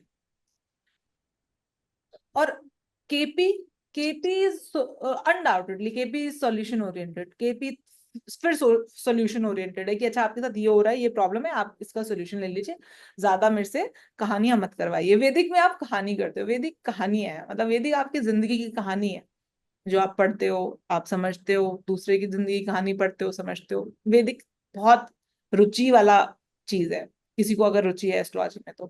केपी इज, आपके साथ ये प्रॉब्लम है, आप ये काम कर लो, हो जाएगा। मतलब मैं बेसिकली केपी को, जब मैं केपी देखती हूँ तो मैं केपी इस तरीके से देखती हूँ कि कोई पर्सन आया जिसके साथ कोई वो नहीं है, आपका प्रॉब्लम है, आपका इसका सोल्यूशन है, हो जाएगा, ये हो जाएगा, ऐसे हो जाएगा। केपीज ऐसे। बीएनएन, बीएनएन उन लोगों के लिए है जो अभी शुरू कर रहे हो, अभी शुरू कर रहे हो, अभी नहीं पता घर क्या है, राशि क्या है, प्लैनेट क्या है, ये सारी चीजें एक साथ समझ भी नहीं पाओगे तो बीएनएन। और सोल्यूशन भी चाहिए, और चीजों को समझना भी है, इजी भी होना चाहिए, तो बीएनएन कर लो। बीएनएन करोगे ना तो चीजें समझ आनी शुरू हो जाएंगी।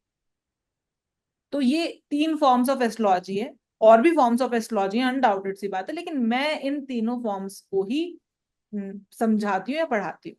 तो ये 3 फॉर्म्स ऑफ एस्ट्रोलॉजी है। अभी आपका इच्छा है कि आप कौन सा फॉर्म ऑफ एस्ट्रोलॉजी करना चाहते हैं। तीनों की तीनों बहुत इजी हैं, तीनों की तीनों बहुत ही इंटरेस्टिंग है, बट तीनों का एक तरीका अलग है। It's just a 3 kind of रास्ता, पहुंचोगे सेम जगह पर ही, पहुंचोगे वही सेम अच्छा जगह। मैम, ठीक मैम है। आपने एक मैम आपने एक नंबर बताया था 18, कि इंजरी विंजरी होता है। तो मैं तो सिर्फ ऐसे ही मतलब ह्यूमैनिटी के पर्सपेक्टिव से, कि उसकी कोई रेमेडी आपने नहीं बताई। मान लीजिए अगर किसी के साथ है तो बचपन में भी हो सकती है, यंग एज हाँ में भी हो हाँ, सकती है। बिल्कुल बिल्कुल, हर चीज की ना रेमेडी नहीं होती। ओ, तो ठीक है मैम ना। उनको उस नंबर कुछ से चीजें बचने का जैसे कुछ। आपको मैं बोलूंगी, आप वैदिक नहीं करना कभी भी।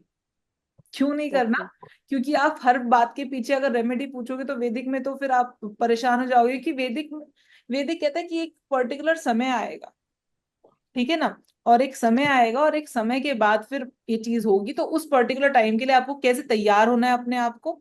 अब जैसे कि मान लीजिए मैंने अभी आपको स्टार्टिंग में बोला साढ़े साथी। अब साढ़े साथी साढ़े साथी आती है, साढ़े साथी में परेशानी आती है, साढ़े साथी में दुख होता है, मन को दुख होता है, कुछ ना कुछ ऐसी घटनाएं घटती हैं कि उसमें मन को दुख हो। अब आपको इसकी रेमेडी क्या है? रेमेडी नहीं कहूंगी मैं, इसकी प्रिपरेशन बोलो। इसकी प्रिपरेशन ये है कि आप खाना खिलाना स्टार्ट कर दो, लोगों को खाना खिलाना स्टार्ट कर दो, लोगों की निस्वार्थ भाव से सेवा करना स्टार्ट कर दो। ये रेमेडी नहीं है, ये प्रिपरेशन है। It's just that it is your preparation कि आपने लोगों की निस्वार्थ भाव से सेवा करनी स्टार्ट कर देनी है, किसी के मन को दुख नहीं पहुंचाना। एक बात ध्यान रखना कि जब आप एक चीज, बहुत बार बोलिए, दोबारा बोलती हूँ, कुछ भी मिलता नहीं है, कुछ हाँ, भी मिलता नहीं है, सिर्फ और वापस आता है, सिर्फ लौटता है। वापस आता है, लौटता है। लौटता है, केवल और केवल लौटता है। कुछ भी मैम मिल एक्चुअली क्या था, हमारे ना रिलेशन में एक बंदा था 18, मतलब मैंने तो अभी पढ़ना शुरू किया, नंबर भी अभी जाना, लेकिन उसके साथ तो देखिए एक एक्सीडेंट हुआ, उसके पैर में रॉड डल गई, और बहुत यंग एज में ना उसकी वाइफ भी चली गई, बहुत छोटे बच्चे छोड़ के। इस बात को हो गए हैं 2-3 साल, मतलब ज्यादा ही हो गए। तो मतलब वो उसका नंबर 18 ही था, 18 बार था उसका। तो मेरे को ऐसा लगा, ऐसा सिंपल नहीं सी होता। बात है, आप ना दोबारा एक बार कोर्स कर लो प्लीज। ठीक है, प्लीज, हाथ जोड़ के विनम्र निवेदन है आपसे, कर लो प्लीज। दोबारा से एक बार देख लो, आपके पास अभी वीडियोस हैं, सब कुछ है। प्लीज एक बार दोबारा कर लो, और अब की बार ना किसी के बारे में वो मत करना, थोड़ा सा ना अपने जो भी अपनी कुंडली है नॉल, अपना अपना सारी चीजें साइड में रखना, और बहुत ध्यान से बिना किसी डिस्ट्रैक्शन के, बिना कोई मटर वटर छीले कुछ करे, बस वो कर लेना, ठीक है ना। तो एक फोकस होकर 15 मिनट करो, आधा घंटा करो क्लास, फर्क नहीं पड़ता, लेकिन बिना किसी डिस्ट्रैक्शन। ठीक है, चलिए जी। तो आज के लिए फिर हम अंत करेंगे इस क्वेरी सेशन का। ठीक है, और नमस्ते। Happy Vijayadashami ma'am. Dussehra, happy Dussehra आप हैप्पी सब को। विजय। आप सब लोगों के लिए हैप्पी अच्छा दशहरा। रहे ये दिन,